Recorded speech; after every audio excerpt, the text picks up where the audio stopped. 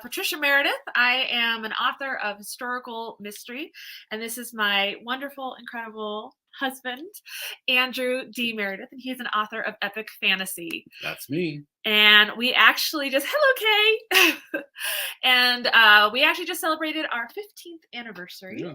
And then I realized this is also my 100th video on my channel. And so we thought it would be really fun to just come on here and basically tell more about our publication story, how we met, answer any questions that you guys might have for us, because we're always, we're seen often separate, but also together. Part of being different genre writers. A lot of different things. Exactly. Yeah. So that's what I want to talk about, is we both write different genres, but we're both publishing together. We live together. So there's a lot of things that go into it. Hello, Anita. Hello, Anita. We see you. Thank you, guys. So be sure to drop any questions in the comments, but we thought we'd start with... Well, hello, Sue. Oh, hello. Yes, that's my parents. Hello. So we thought we'd start with, I guess, how we met. We'll start with that. Mm-hmm. Okay. Mm-hmm. How did the we original meet or the second meet? So we have a really fun story, because we actually met 6 months before we met. Right, exactly. So my memory of it is discovering it later. So both of us, let's see, how do we tell the story? So we met. She was the president of the ballroom dance club at college, at the college she was going to. I was Whitworth living University. with Whitworth students, so we would all go swing dancing, and you were the president, and no, and we were on our way to the to the college. That was later. That was later. Yes. Yeah. Okay. Yeah. So then our friend Ben White introduced us, but that wasn't until... and we hit it off pretty quickly. Yes. Yeah. Yeah. And then several months later, we were driving out to a separate college where I had gone.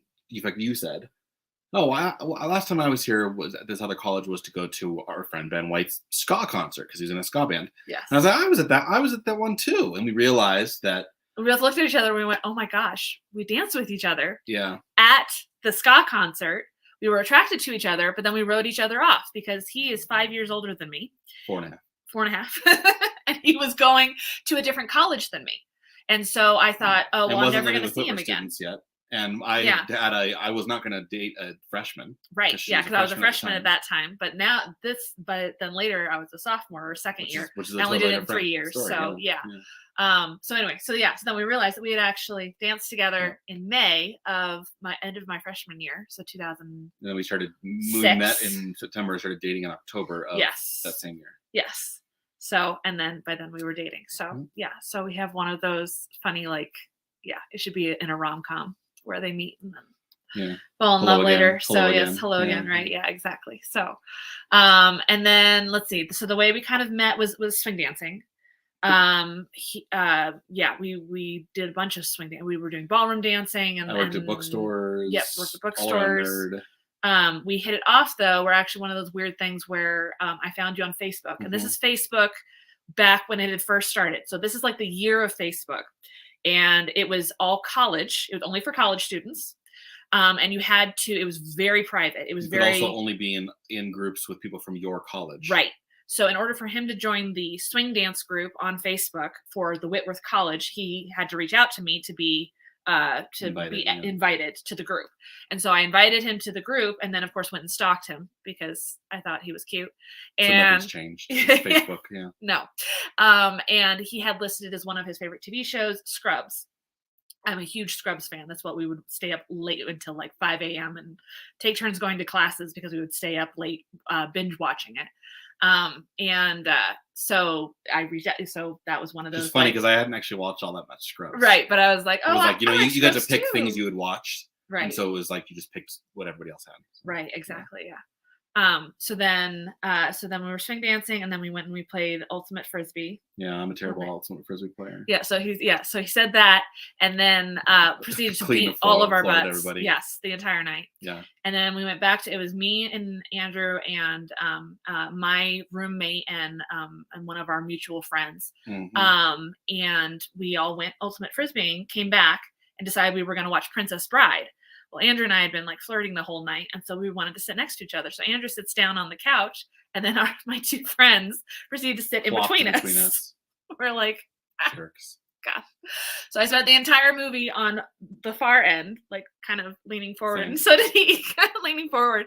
So then afterwards, we say goodnight, and I go to the room with my roommate, and she closes the door and turns to me and goes, "Trisha, what is going on with you and Andrew?" I was like, I know, oh my gosh, because I was 19, 20 at that point. Mm-hmm. Yes. So, and so then let's see, you invited me over and you made me dinner or lunch or something. Spaghetti. And we were just discussing this the other night because we were talking to our kids.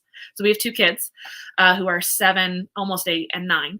But we've been married for 15 years because we were on the 5-year plan. So we waited 5 years to have kids and it worked out perfectly. So, we were trying to remember what it was that he'd baked me something, some brownie or something in the oven. But the point was, one of the conversations that happened that night, so this is our first date, is going over to his house and he's cooking for me. And he said, I was asking, what do you like to do? And he's like, oh, well, I like to play board games. And I admitted my dark secret that I play Warhammer 40,000. Warhammer 40. And I said, oh, Warhammer 40K. Yeah. Yeah. My brother plays that. He plays the Tau Army. What do you play? And Andrew thought in his heart, I'm marrying her because I play Tau. I play the same army. That's her brother. But the fact that I knew the jargon, and so then we started talking about games, and it was forgive me, it's real gaming. Like we do big board games. We don't do just Monopoly. And she didn't automatically mock me for the fact that I was a gamer. Right. It was oh my gosh, yeah. And so then we talked about that. Yep. We both grew up doing musical theater. So we have a lot of common interests. And so we became best friends and married our best friend. Started reading books to you? Yes. Fantasy books? Yes. Yeah. So I grew up reading my fantasy was Lord of the Rings and Narnia. Yeah, Redwall. It's more when I think of fantasy, I think of children's books. I didn't actually read a lot of adult fantasy really until I met you. Same with like comic books and stuff. So but every time we find something new that we like, we end up liking it both together. Yeah. So, there's very few things that we're like, I'm good. You can watch that and I'll watch this. Right, exactly. But there are still things. There's things that do not bother me that will bother you. Right. To watch. Exactly. Yeah. So, So, okay. So let's see. You guys have. So Anitha actually asked a question for my parents who are also in the chat over there. What was your first reaction when first Andrew as a boyfriend? Yeah. And she said, we didn't really get to know him until he came to work for one summer at our camp in Buena Vista, Colorado. So Buena Vista is about an hour and a half from where we are now in Colorado Springs. And that's where I went for high school, and then went to college in Washington. And then we came back one summer. And that's how we met him. And we fell in love with him too. At the end of that summer, he asked for Trisha's hand. Exactly. So, they seemed to hit it off really well. That was, and we've always been really close to both sets of parents. So we spent the last 8 years living near Andrew's family up in Spokane, and now we're in Colorado Springs living near my family. So we've had wonderful support systems always around us, which has been amazing. So, let's see. So that's kind of how we met. So swing dancing is a major part of who we were in college. From us, we got your brother swing dancing. Yep, and that's how he met his wife. Yep, and now they teach dancing. And now they professionally, yes. They're better than we are. Yes. And so if you're in Colorado Springs, Springs Dance is run by my sister-in-law, Jessie Rizzo. So she is offering swing dancing classes right now, so you should sign up. So I don't have a background as a writer. So yes, but I have a background as a fantasy fan, and I always wanted to write and been writing since I was like 13, 14. Yeah. And then you've been writing since you're like 2. Yes. Since I could hold a pencil. So, and actually the same way that like my kids are, they play stories with stuffed animals. We used to just grow up. We just really complex canon in their story. Very complex. Yeah. And one of my first was Detective Benji, and he's this, I should run down here. He's a dog. But he was always a detective. So I've been writing mysteries, since I was. And I've been writing fantasies. Yes. But so my degree is in creative writing. I got a creative writing degree in college. Andrew's degree is in sculpture, art, sculpture. and we've both tried a little bit of everything. We both worked in bookstores. There was a brief period where we almost owned a bookstore. Tried comic books. Yep, we did comic books, gaming, game design. Yep. And then I wrote my first big novel in Seattle after we got married. I had an hour commute both ways and an hour waiting for her to get off and an hour in breaks at work. And so I ended up in 1 month writing my first novel. Well, and it was an hour commute on a bus because we didn't have a car when we lived in Seattle. So I'd borrow her computer while she was working. Yes. And write 100,000 words is that the first edition? Yeah, which is this one here. Okay. So this is the original collation story. It's garbage. Right. No, it's not garbage. Yeah, it is. No. Okay. So we go from this in 2010. I wrote it. Yeah. To this. Yeah. Death of Peace. So we have the original version, and it's very different. Lots of changes along the way. I basically scrapped it down to just the characters, and stopped writing. You wrote then when you were pregnant. You wrote your first novel. Yes. So well, not my first. I had written a couple different. Yes. Full length. They were more like YAs. Working towards. Exactly. Yeah. So when I was pregnant with our son, so he's almost 10, so it's 10 years ago. And I so right before that I had worked as an editor for Fantasy Flight Games, which is in Minnesota, and I was a board game designer there. Right. And so we both worked for the same company. I was hired to launch the fiction department. So that's how I got all my background in editing. I got to work with New York Times bestsellers, George R. R. Martin, all sorts of people. For like 20 plus books. And I was yes. And from like start to finish, because they had nothing groundwork. So like everything, hunting down the authors, writing the IP story Bibles and everything. IP is intellectual property. So anyway, that's a whole nother thing. I actually have a video about that. So if you want to learn more about my background in science fiction and fantasy editing to historical mystery author, I have a video. Like, subscribe, and hit the notification Yes, bell. by the way, subscribe to my channel. And Andrew's too. So Andrew's is down below too. So I had been editing, and while I was editing, I thought, I'm going to write too. Well, that's ridiculous. You can't do both because my brain was so in editing mode. I couldn't even read books for fun, actually, the entire time that I was an editor, because once I got into editing mode, every book I picked up, all I could see was the errors, was the things that needed to be fixed. And these are traditionally published books, and I'm picking them up and all I can see is errors. And so it was very hard for me because I was like, well, I want to write. So eventually we left that job. So then I was doing freelance editing. Anyway, got off of that and finally was like, okay, I'm going to write my book.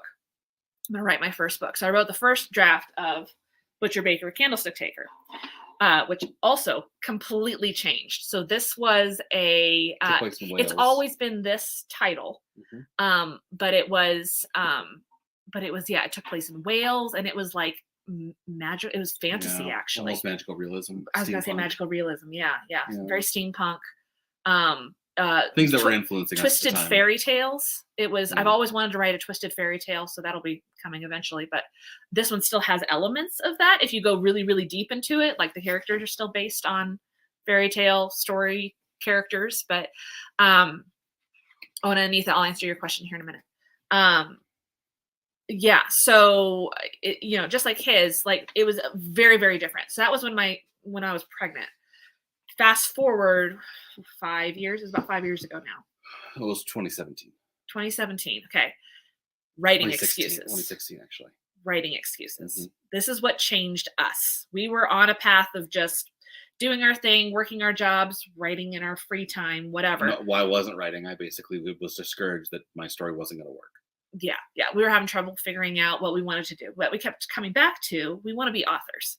Well, then Andrew stumbled across this podcast called Writing Excuses, run by Brandon Sanderson. And that's how we found Dan Wells, Mary Robinette Cole, and well, those were the main. Oh, Howard. I can't think of his last name. But and it was right at the beginning. They'd like really kind of just started. It was 10. So she started it when we got married 6 years earlier, and had been punching through seasons. Yeah. And I listened to all 9, 10 seasons that were available at the time. Yeah, we went through all of Went them. through every single season. Well, here's the thing, caveat. They're 15 minutes each. Yeah. They used to be very, very fast. I think they've gotten a little bit longer now, but the earlier seasons, their goal was 15 minutes, and then their tagline at the end was, "Now you're out of excuses. Now go right. Go right." Well, we weren't out of excuses because we still had 10 seasons to listen to. Yeah. So we were finally finishing it on we went on like a marriage, we got away for a weekend. And we listened to it all the way. It was the whole drive to Seattle, the whole way back. And we finally finished it. And we basically turned to each other and went, We're out of excuses. "We're out of excuses. Now we have to go right." Right. Yeah. And we were like, okay, our goal is to be published authors. The only way to get there is to start. Yeah. To start doing it, right? You just got to go for it. So what's our 5-year plan? What's our 10-year plan? We had basically just completed a master's course in writing, because that's what season 10 is. Even if you just listen to season 10, you can look it up on their website and everything. They'll talk about it, about how it is a master's course in writing. You can also look up Brandon Sanderson doing his talks and stuff. He actually he films his lessons and everything. You only have to watch one season of that. You watch the newest one, right? Because he'll put up every year. He'll put up videos of the 10 classes he teaches. But it's basically just him building into what he already taught the seasons before. So you only have to watch one of those, or you can listen to all of Writing Excuses, and they're like seasons. We don't even listen much anymore because now it's been around so long. They're repeating a lot of the things that people they're actually repeating things that we're like, oh well, we know that already. So actually, we don't need to listen anymore, because now we're launching our own. We're doing it ourselves. We've got our own writing, encouragement and things that we're offering to other people. So we're over that hill. We're coming down the other side.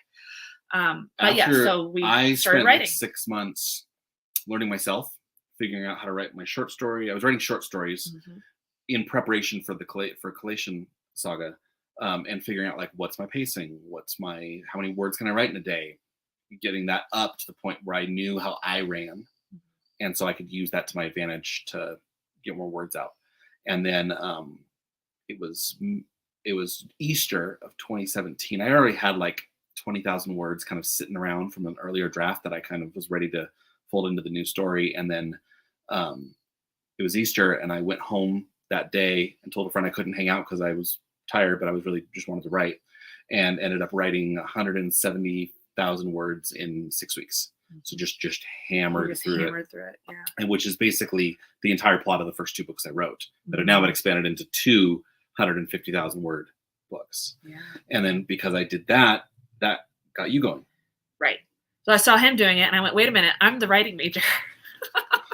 I should be writing books. I'm the one who wants to publish. I wanted to do this all my life. So he really encouraged me, and I was like, okay, I'm just going to do it. Cause yeah. And this is, I've got 2 young kids. So that was the biggest thing, was it was like, I don't have time. I'm a young mom. I don't have time. 3 and 4. And so, yeah. So then I read Jennifer Fulwiler's book, One Beautiful Dream, which I don't have because I lent it to somebody who needed to read it. And it encouraged me to do it. And again, I've got a video about that, about being a mom and an author, and what you just have to do it. And I realized that writing brought me joy, and when I had joy, it gave my kids joy. And so it's just, and now they're off writing their own books. So it's a circle of life, but it's been really encouraging to see that. So one of the things that really got us going was just seeing each other doing it. And then we're on the journey together. And so like, we're hey, I both just pursuing listened to agents this. and traditional publishing at the exact same time. Yep. So I ended up getting an agent, and then 2020 happened. And so publishing went, but it also went, because then indie publishing came on the rise. And I started hearing the voices of all these authors that I had worked with back at FFG saying if they had to do it again, they would have gone indie, because indie is where it's at right now. And very thankfully, we were on the crest. We joined the group as it's so incredible to see the indie community right now, and we've been a part of it. And so like a good example is I didn't learn to drive till I was 20. I just didn't bother. But because of that, I watched a lot of friends learn to drive badly. So the fact that we went through trad to get to indie, we basically were able to examine both of the industries from kind of a bird's eye view.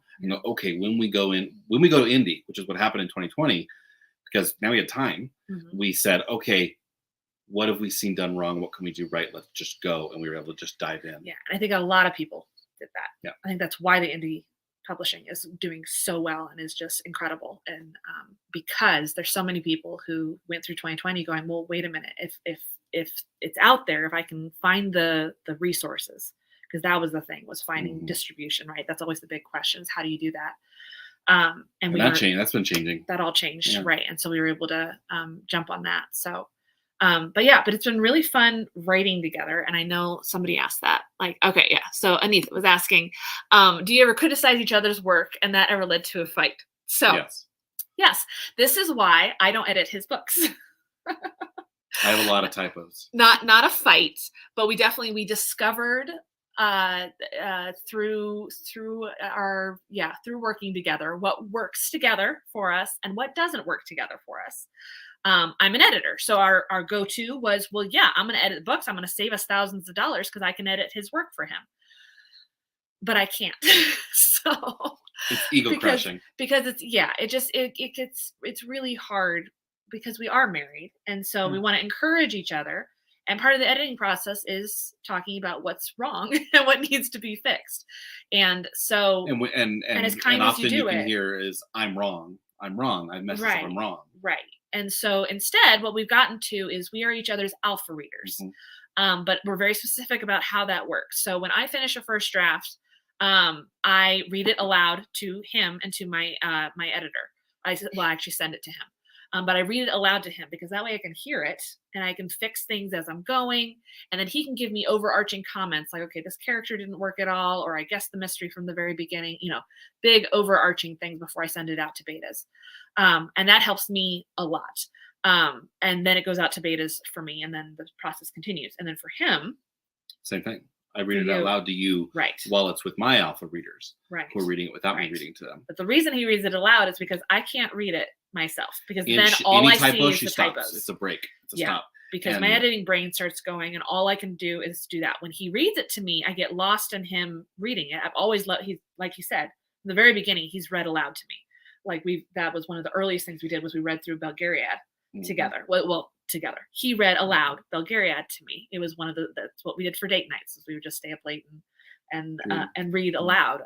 And then like on our anniversary, we got a U-Haul. No, not our anniversary, on our wedding. So we got married.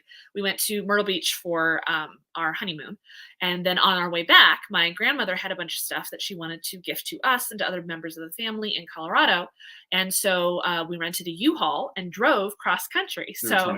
Through a tornado in Kansas. Yeah. It was such a great bonding moment. It was wonderful. Some of our first audiobooks we listened to too. Exactly. So that was when we listened to, and we read Hitchhiker's Guide to the Galaxy. He read it aloud, and we listened to P.G. Woodhouse, and we listened to books. We read to each other.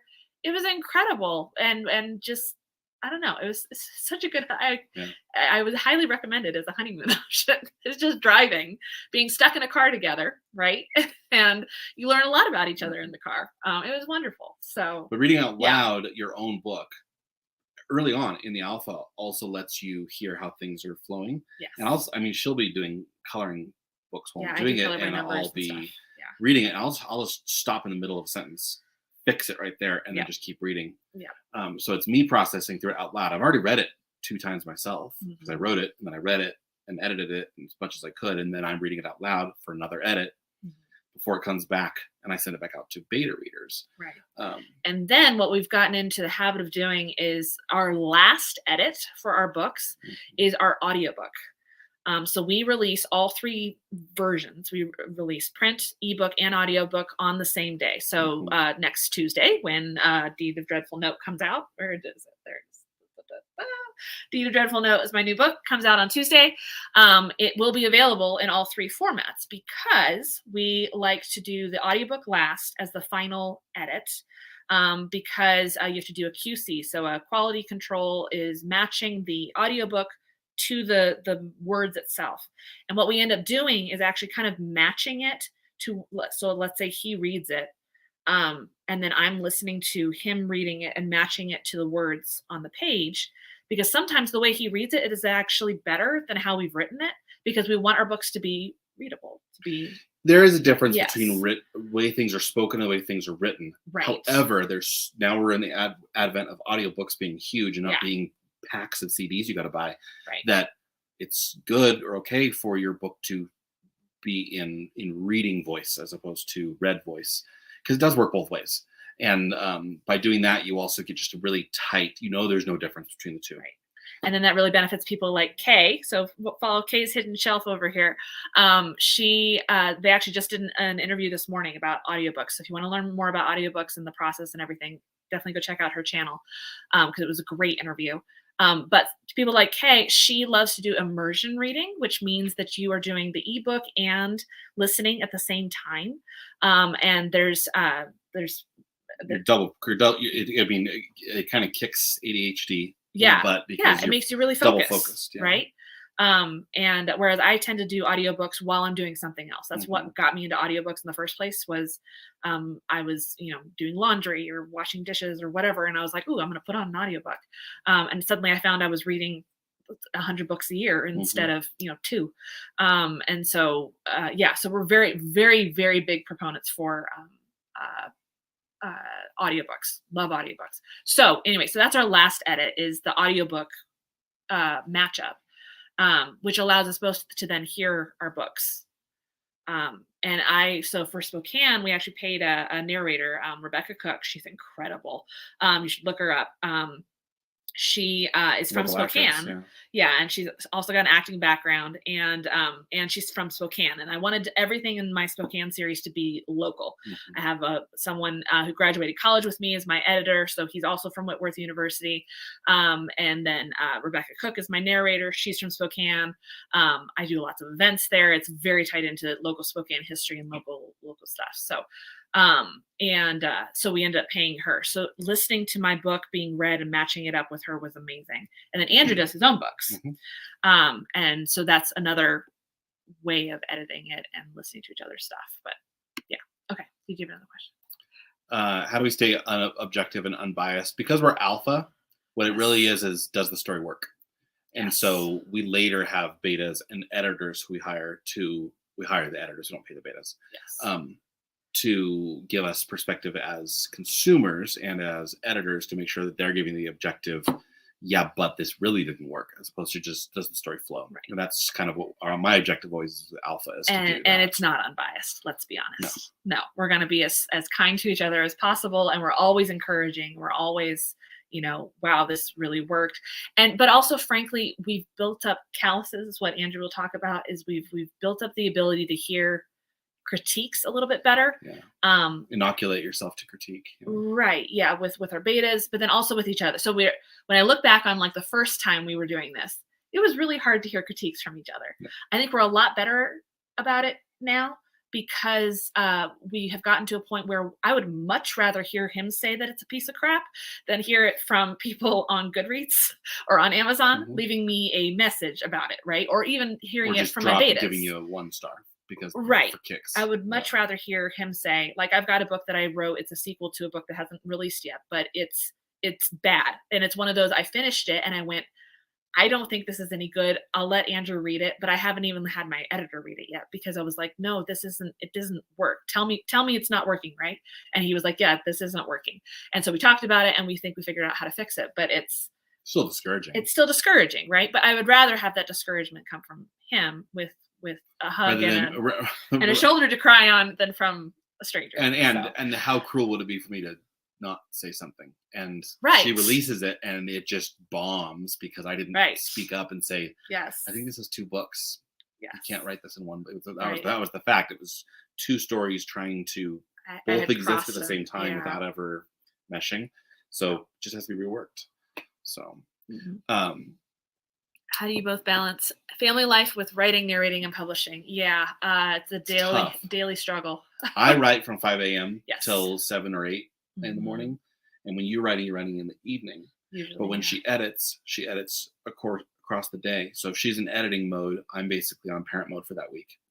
Well, and we're homeschooling too. And so, but we've also, so from very early on, so young moms, people like you with young kids, the biggest thing that I can encourage you to do is having nap/quiet time.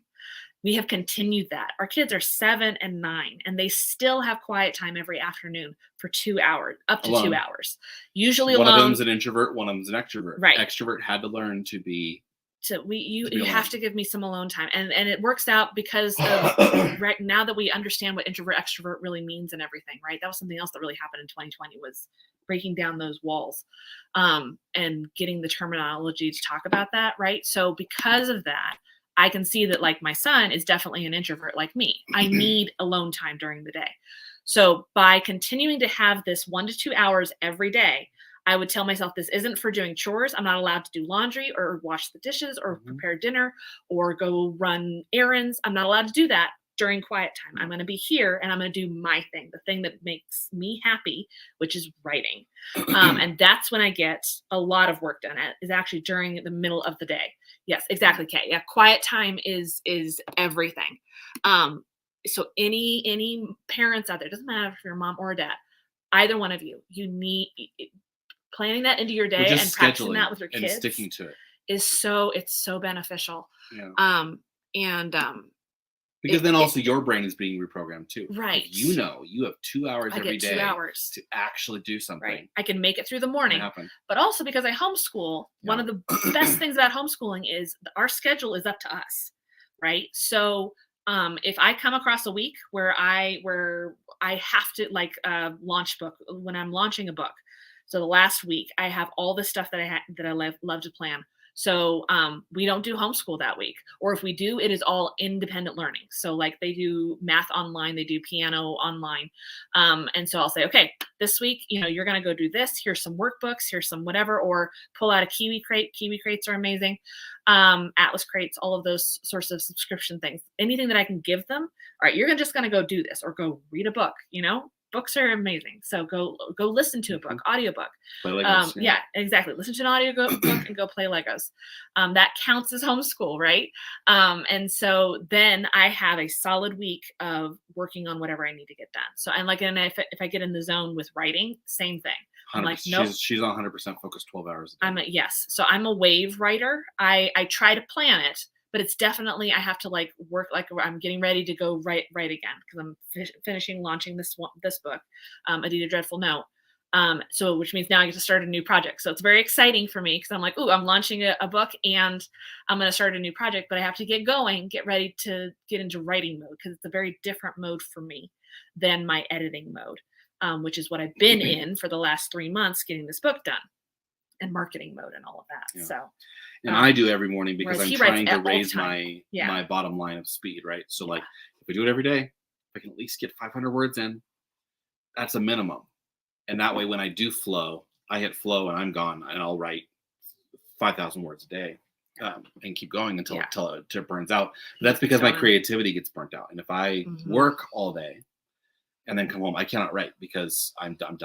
But if I do it in the morning, my sense of accomplishment gives me 500 words I did, or 1,000 or 3,000 words, that it doesn't matter what happens to me the rest of the day. I'm great because I did the thing I have to do to myself, and I can get that done.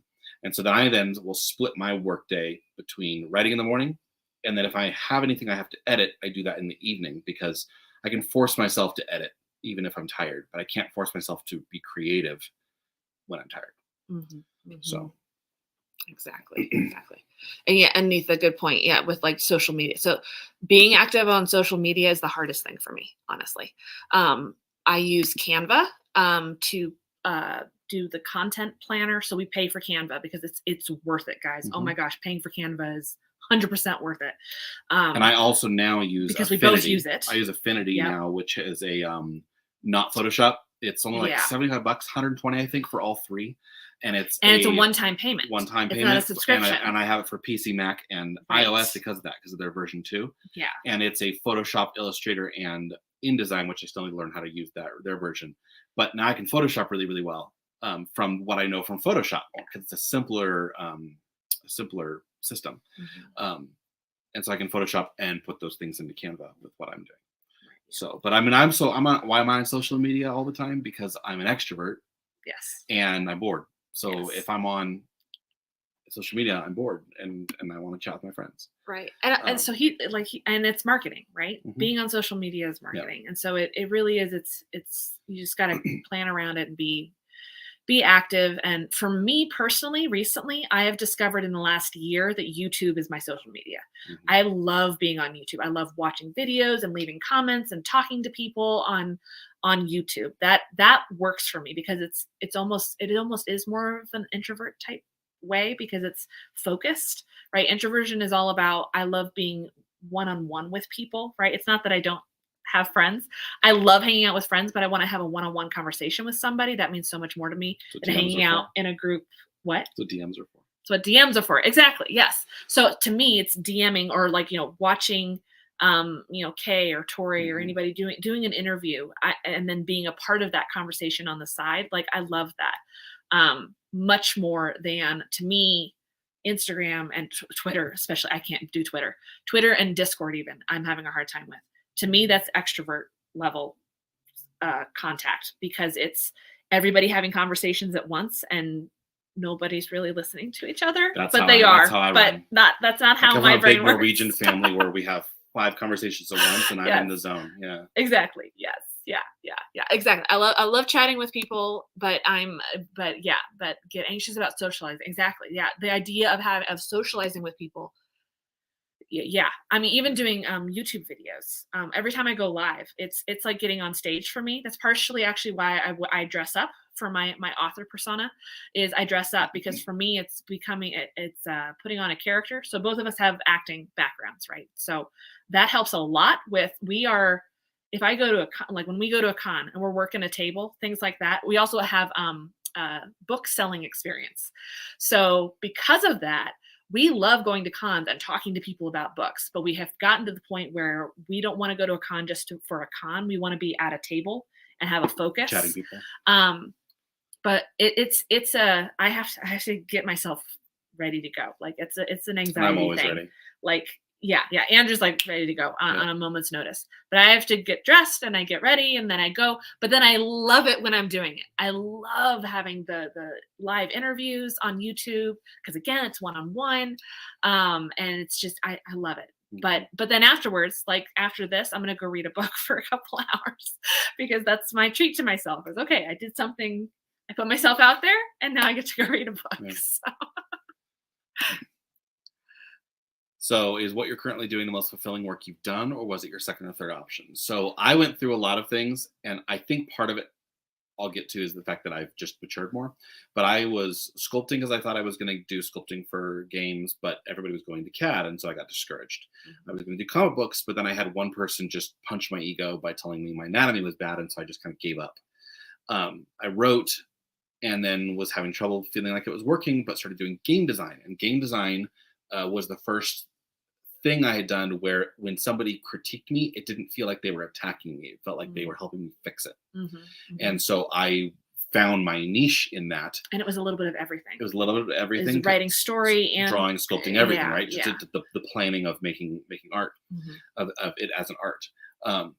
And then that fell apart as a occupation, but I was still doing it, even though that wasn't. I didn't quit it because I had been told I was a failure. I quit because I got fired from the job that doing that. No, whatever. But then I started writing again, and I felt I was probably at that point mature at that point, where I was 35 years old and knew how to take critique well enough that I'm like, okay, you're giving me critique, yeah, but I know how to fix it, so I could fix it. So I wasn't the Yes. college-aged comic book artist that I was going to be at the time. So Yeah. part of it is that thick skin of learning where not just what is your passion, but what you know that you can take, what knocks you can take in it. And that's what I felt like It's with not writing. personal, it's business. No, Yeah. even Like, you gotta 1 cross and 2 that stars line. I've gotten, they always hurt. But other times I can contextualize and realize that that a particular critique was kind of invalid because they obviously or like missed something. oh well, Or but that also with the whole beta readers. Like the Mhm. reason we are very pro beta readers is because Big pool. yes, big pool because if one person comments on something and you don't agree with it as the author, fine. That's fine. If two people comment on it, I start thinking about it. little bit harder. Mhm. And if 3 people comment on it or more, then it's like, okay, it's time to kill my darlings, right? I have to cut this thing. And part of that came from the fact that we were at a game company Yes. where we had critiques of how they were playtesting because they Yes. were playtesting, and then some people who worked there, their philosophy was, but you can throw everything out anybody says because you're the designer and you know better. Right. So why test it? And we No. saw testing had to happen to make Right. it good. And so we took Because that into our then- writing, right? Because then we're like, no, we need people to tell us if it's Right. good or bad and take that into consideration. That doesn't mean they're all right. Right. But But- then that prepared me for, I have gotten good reviews, like especially on Butcher Baker. The number one bad comment that I get for Butcher Baker is that it is too slow of a start. It takes 50 pages till the body drops. I do a lot of introducing the characters. But anybody who loves the books loves that because they know that it's character-driven stories, right? 'Cause If the you like the audience was found. characters, right? If you love the characters, you're going to love this Mhm. series. If you like quick off the mark, you're not going to like my books, and that's fine. Don't read my books.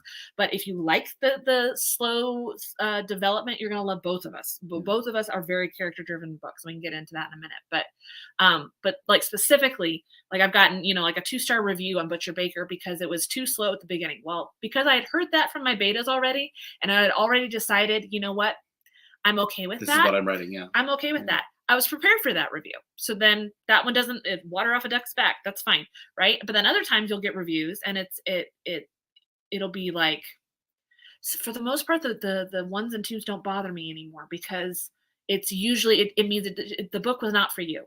Yeah. One of the biggest things we discovered, especially listening to more booktubers and reading reviews and everything, is that there needs to be more openness about the fact that not all books are not for all people, right? So you find what works for you. And I think booktubers especially have gotten, the really good ones, have gotten really good about wording their opinions in a way that is not, this book is absolutely crap. Instead, it's, well, I didn't like how slow it was. But if you like slow books, you'll love this book, Mhm. right? Because that's the thing, is that an author is always told, write what you want to read, right? Write Yep. what you want to read. Hi, Tori. There's another one. Tori Talks. That's another channel you need to listen to. She loves our books. So, and so does Kay. So. And Anita. And Anita. Yes. Oh, and Anita. Anita just gave me the most wonderful review of A Deed of Dreadful Note, and I'm so thankful for it. And then Kay's been just finishing my Spokane series, which has been amazing. So, thank you guys. We could not do this without And you. Elizabeth. Yes, and Elizabeth. Yeah. Oh my gosh. She doesn't have yes. BookTube yet. She needs one now because she writes amazing Yes, reviews she on does. Goodreads. But yeah, getting out there and finding booktubers who will like your books. And that's the thing, is if you get more plugged into the community, and just watch a wide swath of people, because there are a lot of mystery readers who I'm not going to send my book to them because I don't think they would like it. Yeah, They want true crime. Yeah. They want thrillers. They Well, just want, like my book is not for grimdark readers. right. Yes. Yeah. Andrew's books are positive, are encouraging. They're still dark, but Mhm. but in the So is Lord of end, the but Rings. yeah, exactly. So So we talked about how writing excuses was majorly. Yeah, go ahead. so writing excuses got us into writing. Yep. How did you get into audiobooks, and how is that going? So we listened to it since we got married. We were listening to a few, but not really big audiobook readers until we moved to the farm. Yes, yeah. And So then we we had moved all to a this farm, time. and we were gardening a lot, Yeah. and that's when we discovered, okay, well, I can listen to an audiobook while I'm out there gardening and weeding, And and then suddenly weeding doesn't 2020 bother me. hit, and then all of the libraries started actually adding audiobooks, Yes. as opposed to only having 10 options Yes. ever. So they added tons for everybody who was stuck at home. And so we got a whole lot more audiobooks listened to. And she had already had her books recorded for audiobooks. Right. And I had started recording mine. So what ended up happening was we wanted to save money. And I had done enough stage acting that I was like, I could do voices. And really, the biggest hurdle to do reading your own books is getting over your own voice, of not hating how you sound. And figuring out how to do And technical then side. figuring out all the technical. Yeah. So I bought a mic Mhm. that was the one suggested by her audiobook narrator. Mhm. And she said, I think you could do it. Yeah, here's a few tips to get you going. Mhm. And I said, the worst that could happen is I'm going to lose a month of my life and $300 on a mic. And I lost a month of my life because I recorded thrice, started editing it, and I over edited it. It was garbage. Got 2/3 of the way through and realized what I was doing wrong. Went back to listen to my first few chapters. They were so bad. I said, we're scrapping this. And I went back and re-recorded from the beginning because I had not saved my originals. Yes. and then Always redid the it. original. Worth it though, because it's a better book, and even the books after that are better than that one, Mhm. and so on and so forth. So I lost a month of my life to learn how to do it, but I didn't lose it and then walk away. I kept going, and I really enjoyed doing it. So now I'm still recording my audiobooks. She just recorded her first. I did. And I So I edited it. read A Deed of Dreadful Note. So Mhm. we'll see what people think of that. It's a first person and it's my passion project. And so I was okay with lending my voice to a woman who I'm bringing back from the dead. And it worked. But yeah, I She has can't better listen, voice I couldn't control than listen me. to myself. She has better voice control than me. Really? She only starts breathing. You can hear her breaths when when the characters are excited, and I have breaths between every line. So my editing job is to go through and assassinate breaths one by one. Breathe from your diaphragm. Yeah, I guess. Yep. I gotta figure it out. So we were doing audiobooks, and 2020 hits. We're listening to more audiobooks. We're recording our own books, and then we discovered a blog called "Helping Writers Become Authors" by Cam Weiland. Cam Weiland. And it was in 2020 because in 2020 is when she started the series. She's been blogging for 17 years. Really? Wow. And has done lots of stuff on archetypes. Well, then she did this book, which just came out. And it's the culmination of 6 months of her blog in 2020 talking about the character archetypes. And this series, like Writing Excuses, changed my life. Yeah. For both of us. Completely changed everything in He how we listened write. to it first, and then he said, "Okay, you have to listen to it because it is available as she just reads her blogs as a podcast, so you can listen to it." And that's how I do all my stuff. So then she's edited it now into a full book. So it's called Amazing. Writing Archetypical Character Arcs by K.M. Weiland, The Hero's Journey and Beyond. Yes. Every author so much more than the has to hero's read journey. this. Yes. Very quick short is that we all know the hero cycle.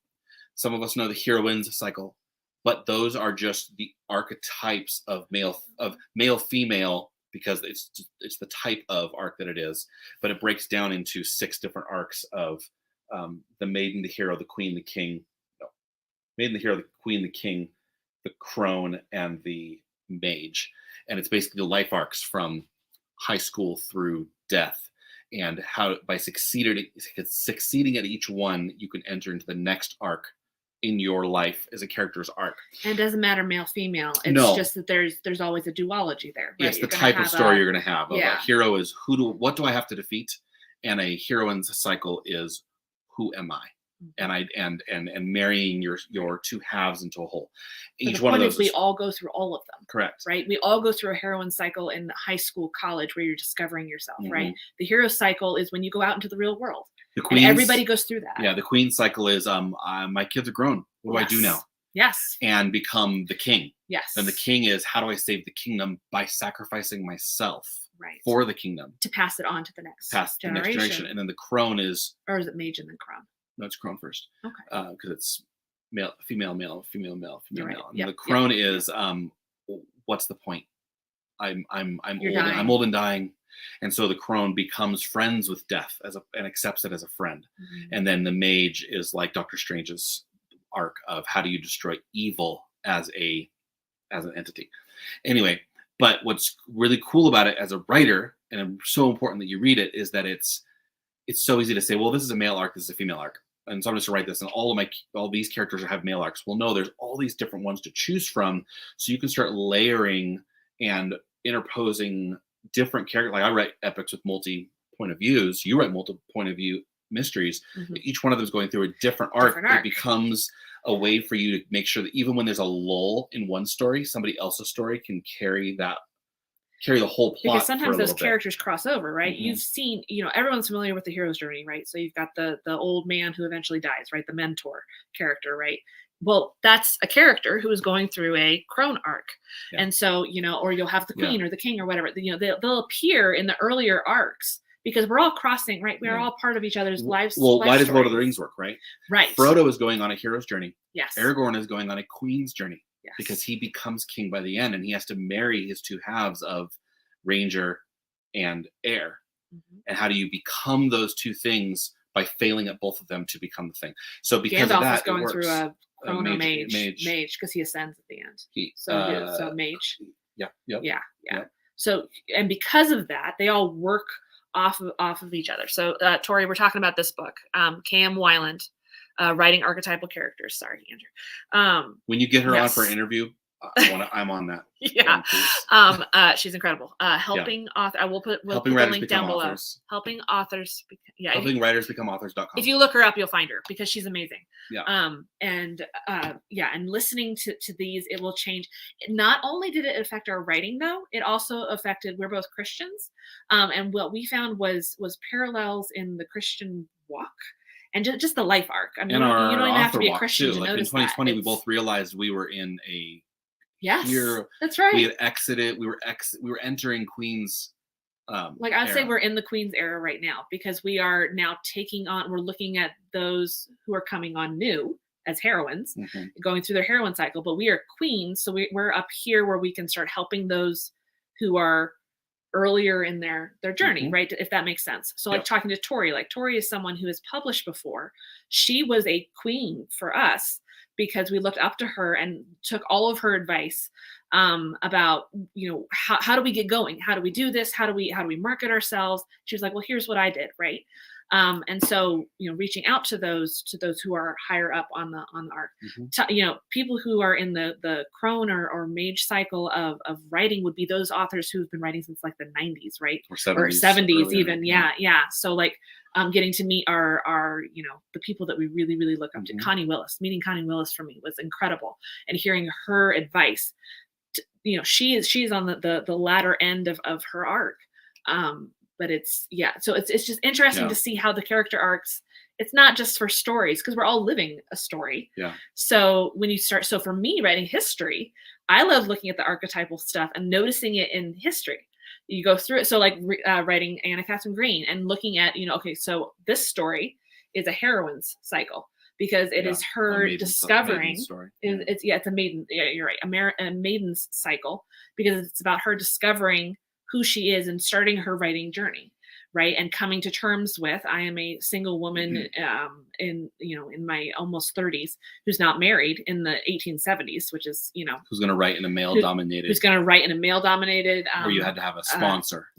Just to exist. Yeah. Right. So this is a maiden cycle, even though she's in her 30s. Yeah. But it has nothing to do with age. It has to do with what you're dealing with in the story.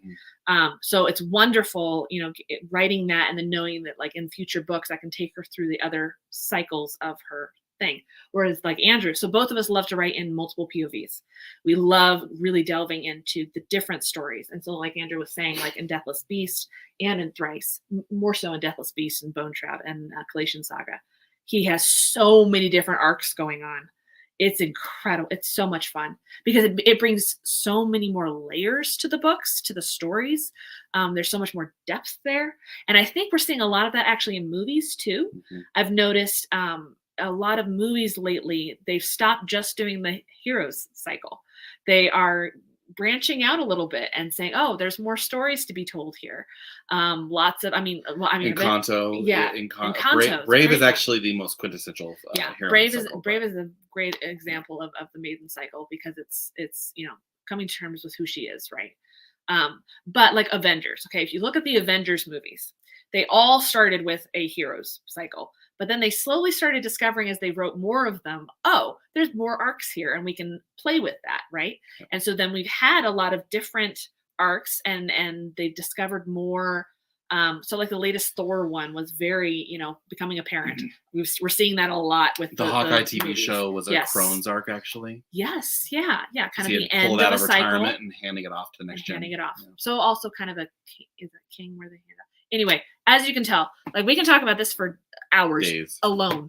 Yeah. Highly recommend looking it up. So, we had, Tori, you're sweet. She's just taking advice from us. It is cross purposes. That's what's so wonderful about a writing community is that we are all helping each other.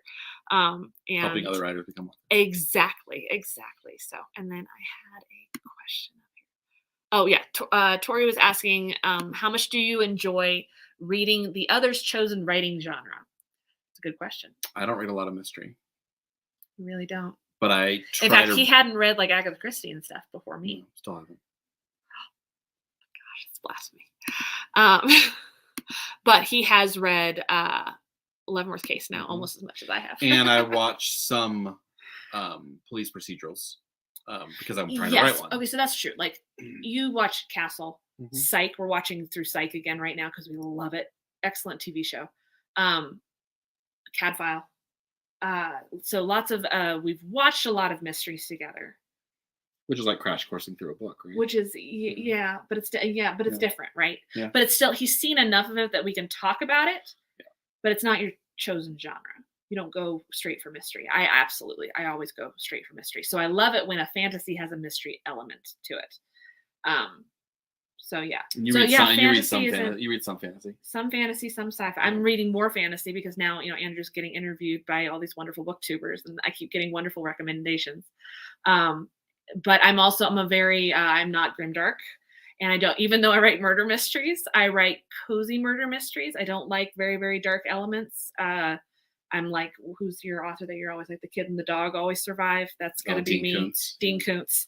I'm like that. You'll always know kids are not going to be in jeopardy in my books. Dogs will always win over cats in my books. So yeah. We are dog people, by the way. Yes, by the way. She's upstairs somewhere, but we have an adorable dog. So Anita says, I haven't read Agatha Christie either. Yes. But her English was tough for me then. Yeah. Yeah. Well, and listening to them, Anita, those are actually excellent audiobooks. Yeah. The Agatha Christie's read by Hugh Fraser and David Suchet. So David Suchet is one of my favorite audiobook narrators of anything. He can read, I mean, you can listen to him read the Bible. It's amazing. But he plays Poirot in the BBC version.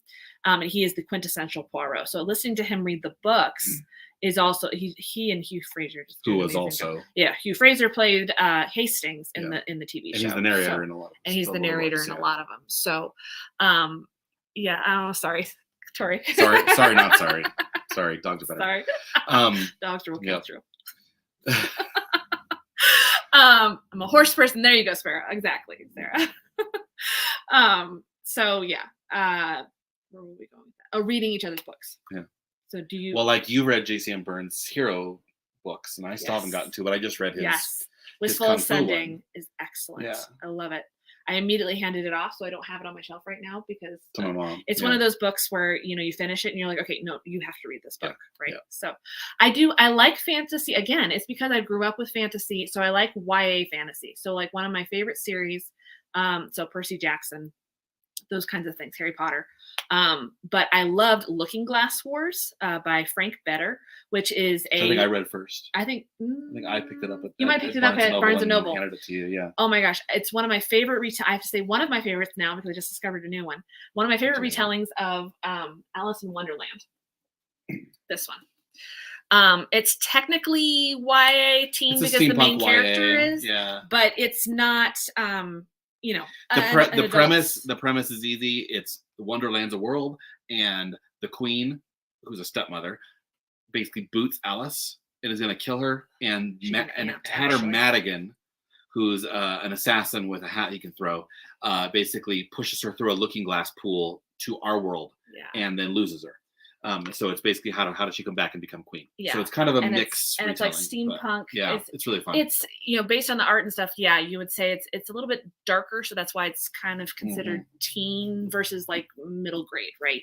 Okay, but then I just finished. I have to give a shout out to this book because it was incredible. One of the best books I've read ever, by Sarah Ella. It's called The Looking Glass. No, sorry, it's called the Court. The Wonderland Trials. Yeah. The Wonderland Trials by Sarah Ella. Incredible retelling of Alice in Wonderland. So Alice in Wonderland is one of those books that I did not like as a kid because I'd seen the Disney movie and it's just bizarre and weird. And then I read it in a college course for children's lit, and we read the annotated version. Well, the annotated version explains all of his references in it, and suddenly it was brilliant. I was like, oh my gosh, this is mind-blowing. Such a good book. So I love retellings of it because it brings it into a modern setting, for a modern audience. Same with like Wizard of Oz. Love Wizard of Oz. Love even more retellings of it. Peter Pan, things like that. So the Wonderland Trials is a modern retelling of Alice in Wonderland with like almost Hunger Games. It's it's twisted and it's so good. And it's very quick read, and I would almost say it was middle grade. The main character is 16, but there's very little. I mean, it's very clean read. I'm gonna read it aloud to my kids, because it's just so good. And it's yeah. Oh, I had a whole like lineup for it. A modern retelling of anyway, wonderful retelling of Alice in Wonderland. So that's the kind of fantasy that I read. Is more of the I love the fantastical retellings of old literature. So retelling of Jekyll and Hyde, but in a fantasy setting, that kind of thing. So So, do the holidays you go on together ever influence, inspire parts of your writing? yes, So, the original yeah. Butcher Baker Candlestick Taker was inspired because we in 2011 went to Hay-on-Wye in Wales, and so that's where it was placed, was in It was Hay-on-Wye. placed in Wales. It And I moved to love Spokane later. Oh, that's the kind of fantasy I read. Ford. Yeah, like Jasper Ford. Jasper Ford. Who's a Welsh author. Yes. So very twisted fantasy. And more I think technically he's like not magical realism. What is it called? It's just specfic. Specfic, yeah. Speculative fiction. Speculative fiction. So it's like his main character is one that is Thursday Next, and so she can jump into books and solve mysteries, and there's a whole jurisdiction thing and all of that. But we're huge Kim Ragophiles and can't wait to get back to Wales someday. We love Wales. So yeah, and someday we'll write books set in Wales. But most of our vacations now are research. writing weekends. Yes. We'll go get a Airbnb and write 20,000 words in a weekend each. Yeah, we haven't done that since we moved, so we'll need to do that again soon. Next weekend. Yeah, that's true. Yeah, we're going to Glenwood. Yeah, so here's an example. We're going to Glenwood Springs for our anniversary. That's where Doc Holliday is buried, and I have it on my list of things to do now that we have moved here to Colorado. I'm like, I really want to write a historical fiction of 1880s Colorado Springs, because you've got Tesla and the Earp brothers and a Doc Holliday and all of that. Well, if you want a stupid book based on that, it was called the Buntline Special. Yes, and it was basically Edison goes out and invents a force field for Wyatt Earp and for the OK Corral fight, and then it keeps going from there. Teddy Roosevelt shows up. Native American magic brings back dinosaurs to fight off that's hilarious. The cowboys, and I think Teddy Roosevelt comes out, I think, for fighting the dinosaurs. Yeah. That's a good one. It was stupid. It was great. And The Prestige, right, is one. So The Prestige was a book first, by the way. Novella, the movie, no, it's a really full short. length. Okay. No, it's a full length novel. It's very different from the movie. It's one of those I have to decide which one. I don't know that I like the book actually better than the movie. Actually, there's a lot of things they did in the movie that I preferred. But it's another one where it's like it's a twist on, because Tesla was actually here, so it's a twist on historical fiction. That's the kind of thing that I would write. So, so that'll be an example of that will inspire our writing. So we will answer your question, anything. Yes, near the end, I think. Oh, what was it? She's asked a couple times what we're writing in the future. Oh yeah. So Anita, we'll wait and we'll answer that. Okay. Because we will get to that. Have you ever thought of wants us to come to Norway. Hold on, Alethea. Yes, this is a big question. Have you ever thought of using a real life murder event from the early 1900s as the main mystery in one of your books? So that's yes. So for my mysteries, I like to make up the murder, because then I can do things to the characters outside of what actually happened. But you're inspired by them to mash them. But yes, all of my murders are actually based on real things that have happened. So even Butcher Baker. So if you've read Butcher Baker and you know what happens in that one is actually inspired by a real thing that happened. By a real murder. So all of my stuff is inspired by real things. This is it's as big as you think it is. I have 5 of them. So go ahead. Yeah, these are the original newspapers from 1901 Spokane. So like in my books, I'll talk about, they opened it up on, May 8th, 1901. And she talks about the articles that are in there. Those are all straight out of the actual newspapers.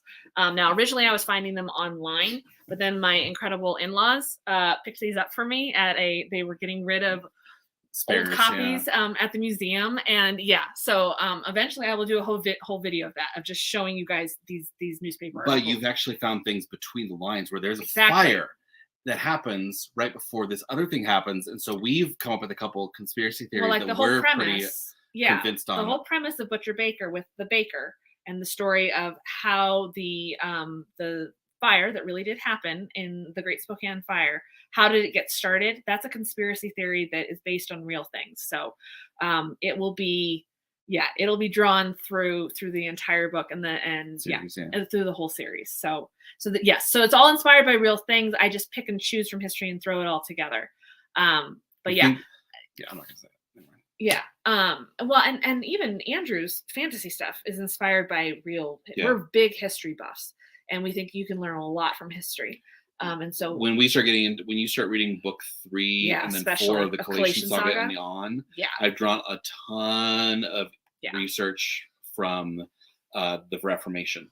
Yeah. And occurrences that happened and how did they bond together, but how is mine differently? Yeah. You know, how do you do it without witch hunts? How do you, but you still have a witch hunt in that sense. So I do a lot of how do you get different people who think differently to exist, because they do, right? That's Europe on everywhere, right? Where people who think differently but coexist. Well, we love the best science fiction and fantasy that, in our opinion, the books that we like to read are the ones that are based in historical fact, because even fantasy and science fiction, because it's history repeats itself and you can learn so much and people don't change. So even if you're coming up with aliens who are doing something completely different from people, if you have humans in there at all, humans are still going to act like humans. And they're still gonna interact. It's amazing with each other, when you're reading those historical newspaper articles, how little things have changed. Yes. Like the fact that we have social media. We've had social media since the dawn of time. Mm-hmm. It was just differently. Back then it was the ladies' rags, or we've had texting. So telegraph lines, they had a shorthand, BRB, you know, that kind of thing over the telegraph lines. And you would check your email 5 times a day because it would come with new telegrams, and you'd get and telegram letters. Back and forth. Letters were delivered 6 times a day, and you would write on the same piece of paper. So you'd send it like this, and then you turn it sideways, and then you write in between the lines, and you just send it back and forth. Letters to the editors were just as snide as they are today. There was a fire, and this fireman wrote a letter to the editor about, thank you so much to those citizens who let me know that my hose was 5 feet too short, and if only we had gone around the corner we could have fixed it. I don't know how to do my job.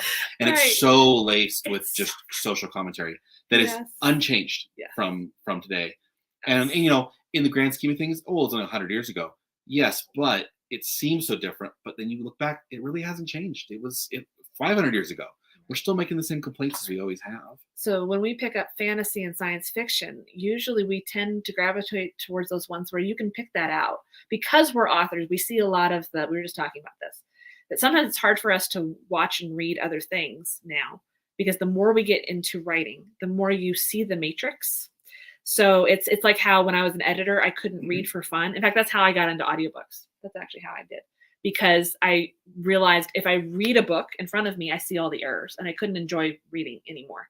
But if I listen to it as on an audiobook, now I have gotten to the point, because I've been editing his, that I can hear, even in traditionally published audiobooks, I can hear when they clip the line too short, or if there's a sound in the background. I actually notice it now, but it keeps moving, where I never did before. But it keeps moving. So but it keeps moving. You can keep going versus a full stop. Right. So So that way I wasn't distracted by the errors in there. I'm not distracted by errors. But still, so watching, my biggest example is watching Knives Out and the new Glass Onion. I had a very hard time enjoying those movies, except that now I keep thinking about them. I'm like, okay, I'm going to go back and I'm just going to watch them for fun, because now I've seen them once, so I can watch them just for fun. But they were really hard for me to enjoy the first time, because all I could see was the matrix of the mystery going into them, and some decisions that I would have made differently if I had been in charge. And so we can tell when someone's researched or is just cashing it in. Right. So when we read a fantasy, so I mean, even Shago's book you were talking about was some of the background story. You can see the parallels to history, even if the author doesn't realize it. Yeah. You can see the parallels to history and how story, there's only 6 basic stories, right? Yeah. It's all going to come back to what have we experienced ourselves, and how is that going to impact the characters in your book? Or, learn from other people's mistakes. So I might read a book and I'm like, boy, their opinion's really coming through strong here. Yes. And is informing how they write the story as opposed to writing a good story. And which to be fair, it is. Your worldview is going to impact your story, okay? But but acknowledge it's like with all tropes and with all fanfic, right? If you acknowledge you're writing a fanfic, it ceases being fanfic. Because if you're writing something, you're like, this is pretty much fanfic, but I want to publish this. If you know that, you can then polish it in a way that it becomes not pastiche. What's the other one?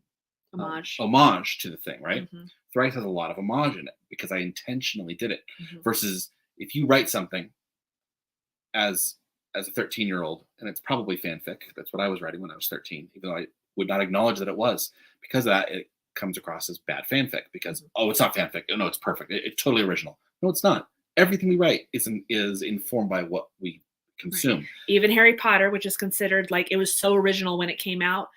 When you start getting into it, no, she was inspired by past things, and that's okay. That's fine. That's not a knock against her. No. That is, all of our books are going to be inspired by the things that we are reading and the things that are going on in life around us.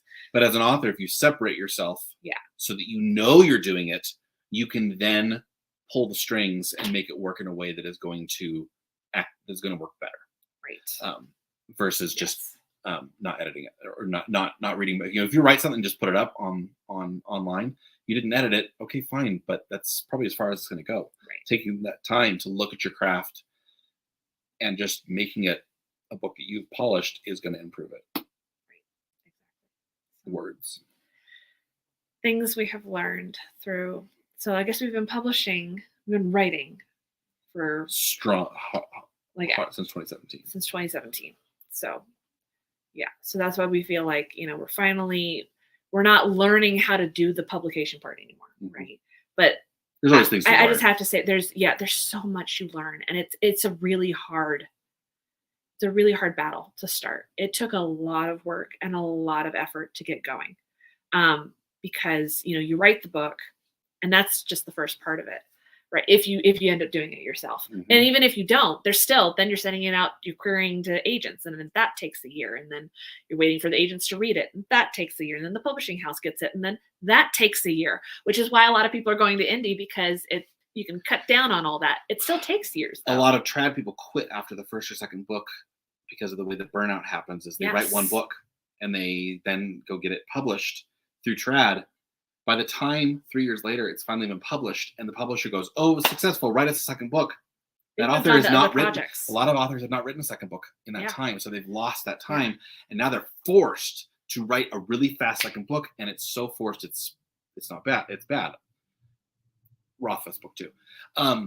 It happens for a lot of these authors. So they burn out and quit after 2 books. Right. While I was pitching Collation Saga to trad, I wrote Thrice to force myself to do something new. And because of that, I then had 2 stories, which is why I look like I'm publishing all these books all at once, because it's 5 years of prep time. Right. That I was prepping myself for this to happen as opposed to rapid releasing. Exactly. So I encourage you, you've been writing a book, write a second book. Even if you're going to go to trad. Yes. Write something totally different project. Absolutely. One of the best things that I heard, it was in 2020. And so I had an agent, and my editor friend, Corin, who I do the live book discussions once a month with, he said, keep writing. He was like, I think the best word of advice, and he's not publishing yet, but he just keeps writing more books. But he was like, I see what these other authors are doing, and I think the best advice is you need to keep writing. Write a bunch of different books. Do whatever is making you excited right now, right? Continue the series. So actually I went ahead and wrote these 3 all at once, which is why I'm now working on the next 3. So we'll get to that in a second, Anita. But just writing a whole bunch of different projects, because then, sure enough, and he was absolutely right, then we got into the marketing side of things and the publication side of things. And we were like, oh, that sucks all of our time out and our energy, and it's not enjoyable. To be honest, that part is not fun for us. For some people, the marketing part is like why they wrote the book, right? Is so that they could do interviews and they could talk about it.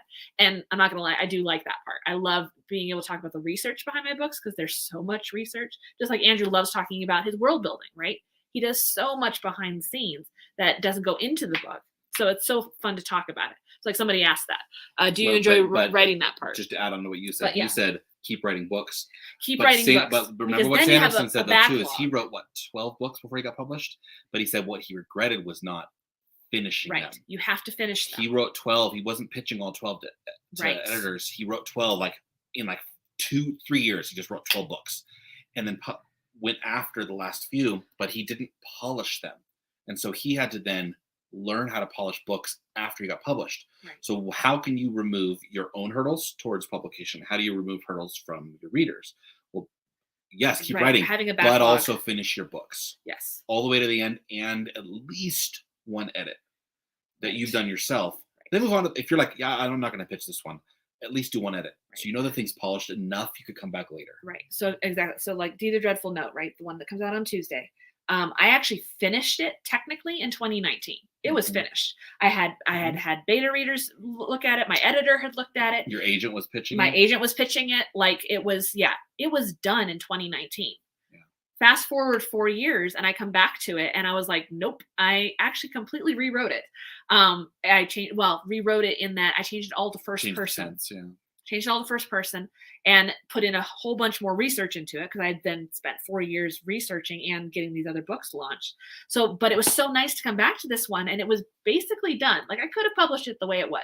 It wouldn't have been as good as it is now because I've learned a lot in 4 years in writing. You learn a lot. I've gotten better. Year. My craft has gotten better, right? It's a craft, so it gets better with time. And so I'm so thankful though that I had it done because we went through a period where we were moving. That's what it was.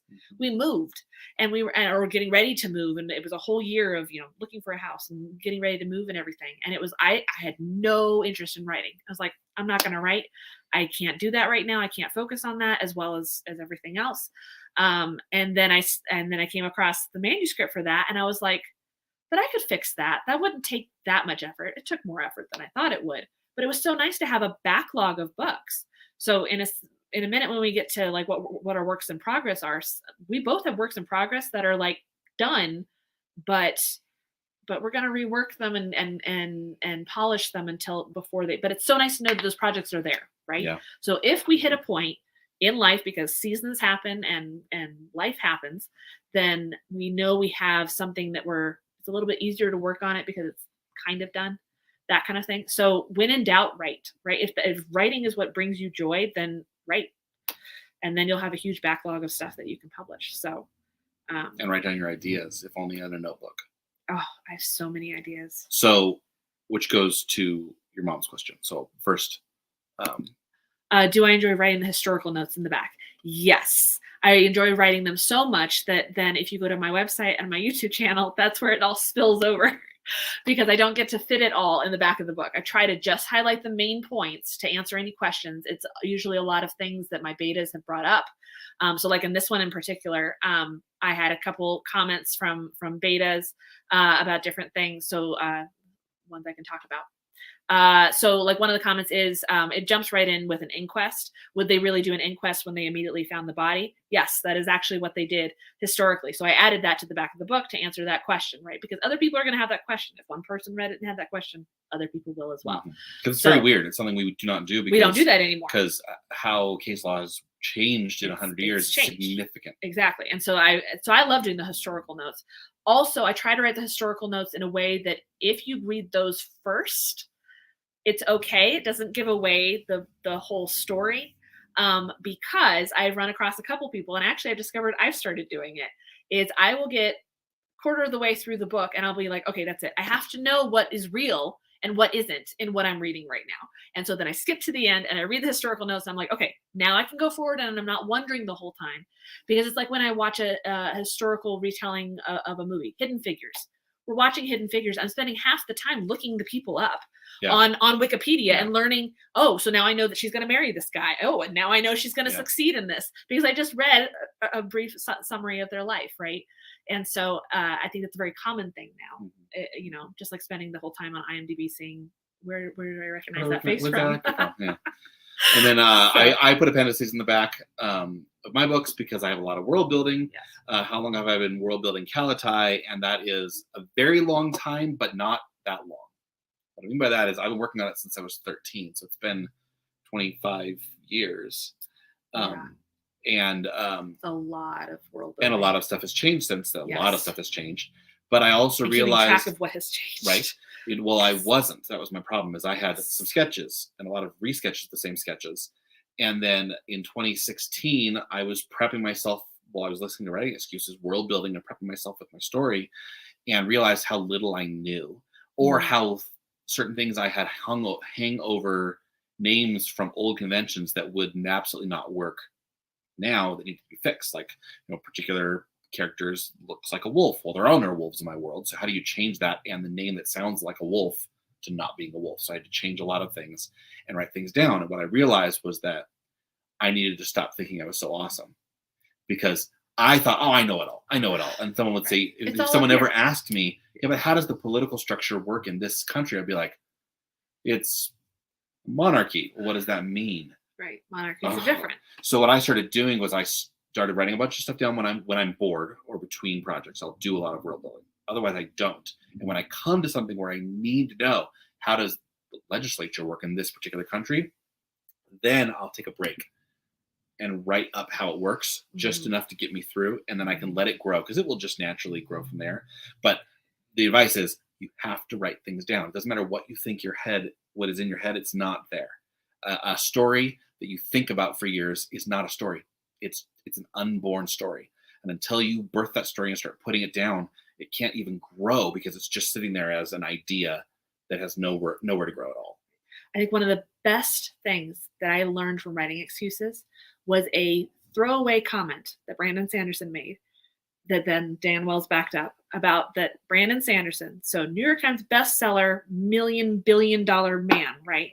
His first drafts are crap. And I was like, what? Like, no, they're not. They must come out beautifully polished. They must be perfect. And Dan Wells, who's his critique partner and fellow author, was like, no, they are. They're crap. Like, I can guarantee you that. It was so encouraging to us, because we were like, this is coming from a writing major. Okay. I should have known this, but I didn't. It never occurred to me that Stephen King, that these famous people have first drafts that are crap. And that's okay, because it's about getting the words on the page. You just have to get it out, put it out there, because the worst that happens is it is absolutely crap and you throw it in the fire, right? You can't But edit a blank you page. can't, yeah, you More can't fix importantly, it. you can't edit a blank manuscript. Yes. So some people will write a chapter and then edit it and never get to chapter 2. Yes. You don't, especially if you're a discovery writer, you can't keep editing chapter 1, because you need to get to the end so you can see how all of it works, so you can go back and edit from the beginning with a correct flow, right?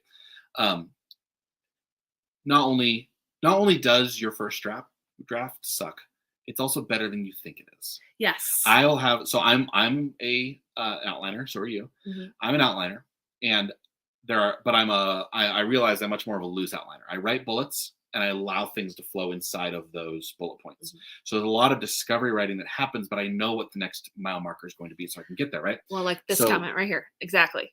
A lot of world building happens right. when the story is getting polished. Absolutely. That's when the answers get filled in. Right. Yeah. So when I'm discovery writing, I have a portion of discovery writing, and I'm just going. I'm like, oh, this is so bad, but I gotta just keep going. Oh, so bad, it's so bad. And then I'll go back and read it and realize it isn't. It actually was better than I thought. I'll start amusing myself with when I'm reading it, because what it is my brain thinks it isn't good because it still doesn't know where it's going, and so it thinks where it's come from is the forest. Mhm. And I don't realize I've actually been on a path the whole time. Yeah. And so then I go back and I'll amuse myself. I'll laugh at a line that I wrote from my first draft. So going back and not even editing, Mhm. like what I'll do is I'll do a pass edit. It isn't really an edit, right? Where I'll just go back and read my manuscript through and just fix issues, little issues, not actual rewrites. Sorry, I keep popping that. I just read through it because I wanted to see if it works. And just doing that will let you just get it polished enough to let you then you can actually see the whole map. And but if you go in and as soon as you finish writing, just try to sit there and slowly edit it. Oh, yeah. You still haven't seen it because you haven't read the book. So you want to just enjoy it as a Right. reader and fix it.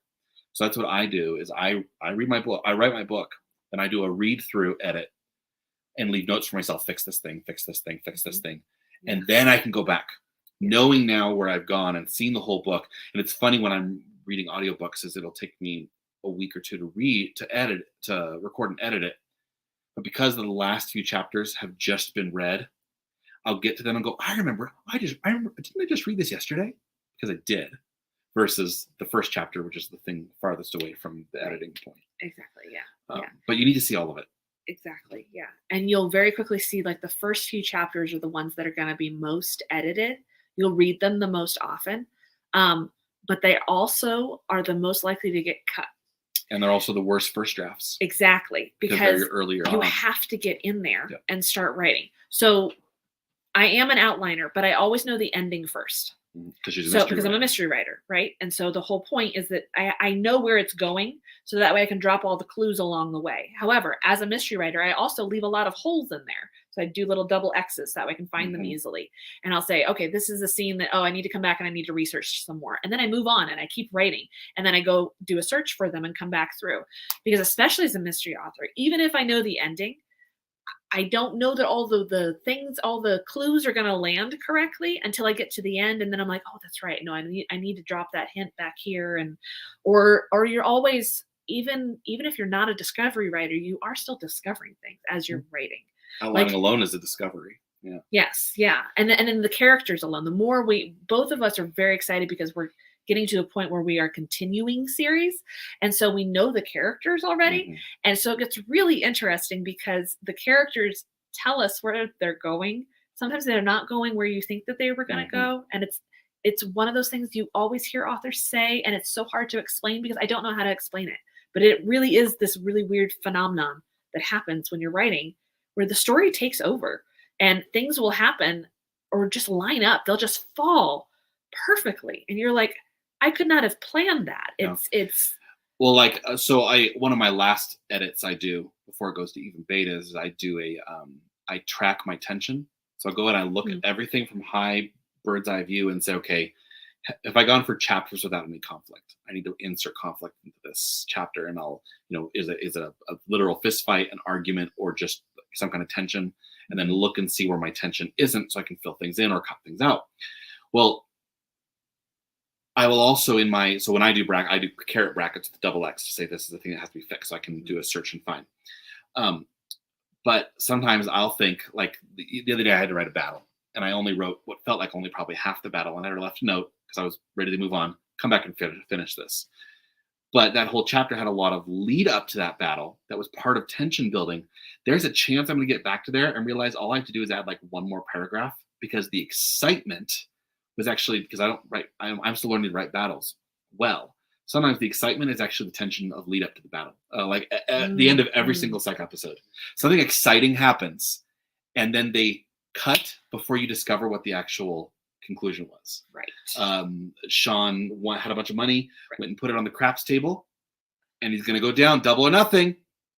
And he says, roll it. And he rolls the roulette table, and you don't know if he won or lost all of his money. He just spent the whole episode winning. Yeah. Doesn't matter. That's a beautiful piece of tension. And the same thing can happen in a story where you don't even show the battle. You just talk about it. But how do you do it in a way that you're like, oh man, people are going to die? Because then you can write short stories after that of characters that did die in the battle. Like right. That. Well, and it's always easier to cut. So write as much as you can, because in the end, even if it's the editor is the one getting in there, but sometimes even earlier than that, you as an author will be reading through something and you'll go, that just it muddies the waters. Or it makes it too messy. Or a character gets pulled. I had a whole POV in Butcher Baker that got pulled, but I saved it. So that's the other thing I wanted to talk about was we said that, even if it's crap, you can throw it in the fire. I keep everything. So the way I write is I make new versions. I make 1.1, 1.2, 1.3, and go all the way through it, right? And then if I do a major revision, it becomes 2.0 and 2. Whatever. But I save all of them because we live in a digital age. So why wouldn't you do that, right? So it's very easy. It's free storage. It breaks you might as well my just do heart it. When someone says they erased a day's worth of work. Yes. Oh my gosh! Don't ever erase. Put it away in a little. Yes, just save it. Because you never know when it'll come back. I have documents of cut bits, right? Here's a line. This was a banter line between the two brothers, and it didn't fit for this scene. It was one too many. And so I pulled it out. It'll end up somewhere. I'm sure I'll use it somewhere. And if I don't, that's fine. But I didn't throw it away because it is possible that it'll work. And sometimes it's not even in that book. Sometimes it's meant for another book. But like I said, so I pulled a whole POV out of the first book. It ended up in the third one. And I'm so glad I didn't cut it and throw it away because it was perfect for the third book. but so yeah, so and same with like these first drafts, early versions. There's 30,000 words in this, which is 100 and no, not in this one. It was actually the next one The with next one. Dratch. Yes, yes. So there's a whole POV character that I had written into the first 170,000 word point of view or story that eventually people were like, you have to cut him. Remember, this is He's not. Explanation Saga. He's not. He has nothing to do with the plot. I was like, no, that's the Yes. point. It's a parallel story that's being pulled. And someone says you have to. If you said it, and Probably. that fight that we talked about, where an editor said you got to cut it, and we had a fight. Yeah, it was over that, and I Yeah. was like, no, I'm not cutting him. He's perfect. He's wonderful. I love him. Killing your darling. I had to kill the darling, and I pulled Yep. him out. And now 4 years later, he's had more time developing on his own, and he's getting his own series as a short amazing. story, parallel story. That's happening totally different, but it's for world building sake. Right. Because I didn't throw it away. I just let him chill and grow and mull. Characters change. The two siblings used to be two brothers, and now it's a brother and a sister. And the sister, That was a big change. changed Rawl to Rawlia because Rawl was a stand-in for me. Yeah. And I always knew it. He had been since I was 15 years old. And so by changing him and making him a secondary character into Rawlia, it has allowed me to spend now 4 books slow burn, letting Rawlia become her own character so that she can later in later books have her own point of view and not be a version of me. She's Rawlia. She's grown into something else because of that. Yeah. And letting your characters do that, letting your story do that, letting it grow organically. Mm-hmm. You can feel that when you read someone's book. I can, when you read a really good book and you're like, man, it's just natural. It feels, it's like watching Gene Kelly dance. Just talking about this, about how when you watch him dance, he makes it look effortless. Like it's just so easy. He's just flying through the air. But you know how much work went into making it look effortless. And a good book is like that. When you pick up a good book and you're like, some authors have such a gift for that effortless feel to their writing, and then others feel like they've crafted it. And there's a bonus to either way. There's good things about both ways. And there's other authors you can feel just showed up. And then there's other authors where you're like, you might need to work a little bit. Let's practice a little bit more because it is a craft. That's one of the things that the author of Dresden, Jim Butcher. Yeah. We met him at a con once, and his whole thing was talking about how writing is a craft, and it takes practice. And the more you write, the better you get at it. It's like anything. And so again, writing a whole bunch of books. If you just write a whole bunch, and then it might not be your first one that you get published. Brandon Sanderson says that. It's like his 7th book is actually the one that got published first. Elantris? Yeah, and he wrote 5 more afterwards before that happened. Right. Yeah. So it's, that's the writing process. But I tell you what, it is so incredible to see your work out there being read by other people. So that's the other thing, is a lot of new authors are very afraid, and we were too, hesitant of putting our work out there because we're worried it's going to get stolen. I mean, that's a very, very big thing right now, right? Always has been, though. I mean, it's always been possible. And then fear of rejection, of people aren't going to like it. And the biggest answer to that is, one, write what you want to read. And because somebody else out there wants to hear it, right? Wants to read what you want to read as well. But also beta readers. Mm-hmm. That's how you get over the hurdle of having your work critiqued. And you might start by just asking family. Just ask people that you trust completely. But if they really do love you, encourage them to give you the hard stuff, right? Because someone who loves you and wants to see you succeed in your writing is not going to just be a cheerleader. I'm sorry. Because if the only beta readers you have, if all of them give you 5-star reviews straight out of the gate, this is perfect, publish it the way it is, they are lying to you. And they are not telling you something that is wrong with it. I promise you. But the flip side too, I've heard horror stories of family members who are like, well, someone has to show them what the world's like, and I'm going to give them a 1-star anonymously to make them know how it feels, so they're ready for the real world. That is inappropriate too. No. But that's why we advocate for, once you've done it a couple times, go for I had like 30, 45 people in my very first beta, and it's Yes. dwindled, and I'm growing it back up again. But having lots of beta readers lets you drop a beta reader who you did not mesh with. Yeah. Next turn, you just don't ask them. Yeah.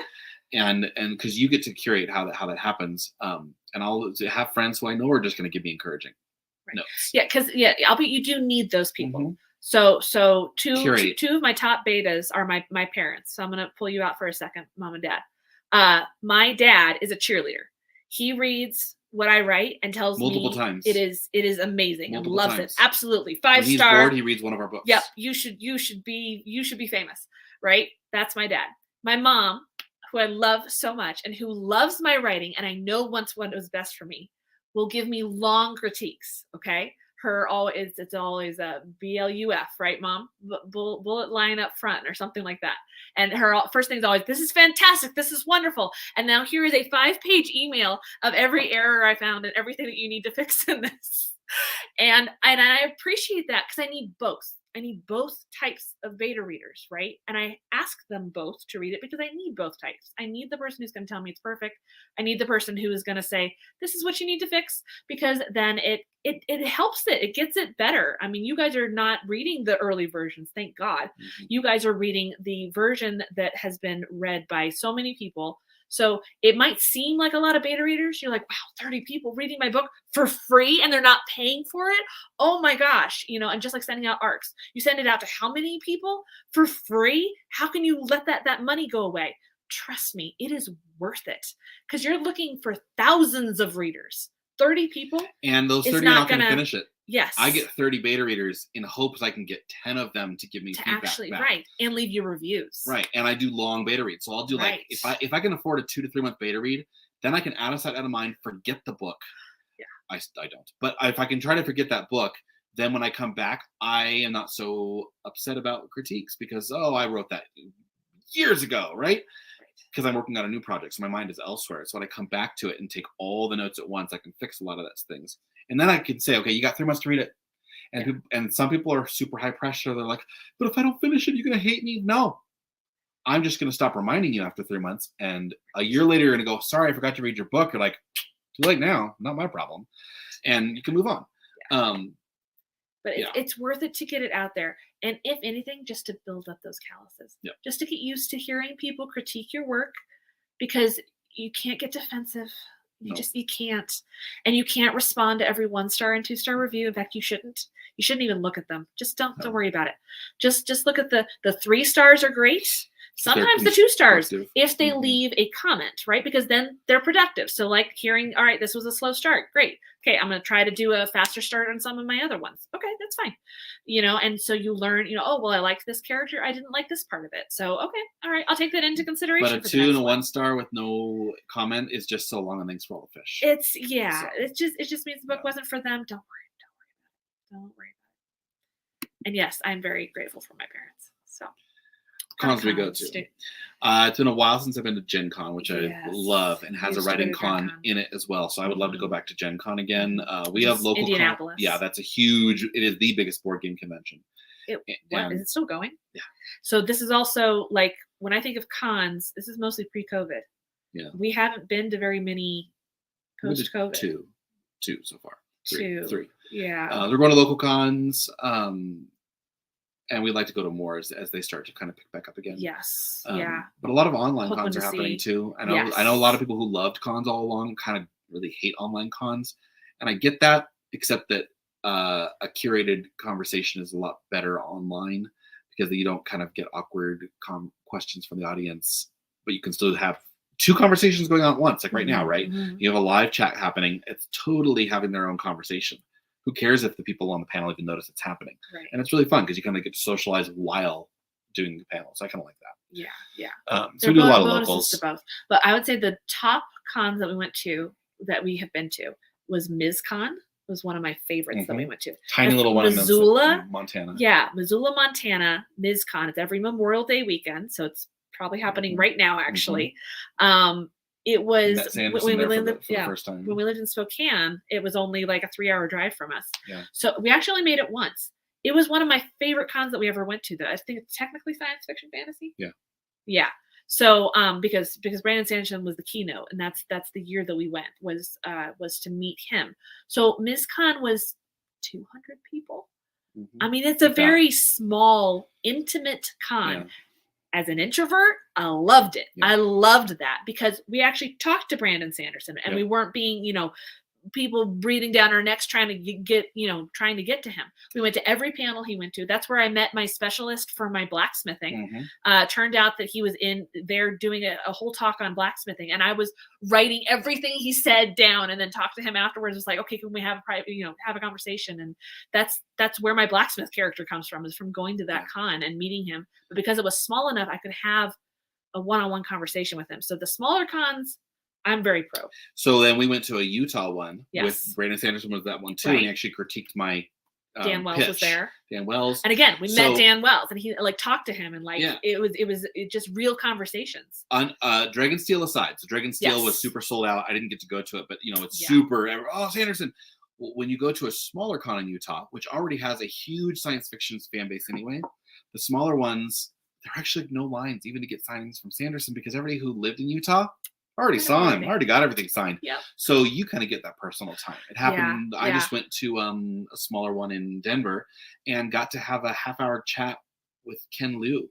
Yes. And it was mind-blowingly amazing to just be able to stand and chat with him for half an hour. Yeah. And because he wasn't being mobbed.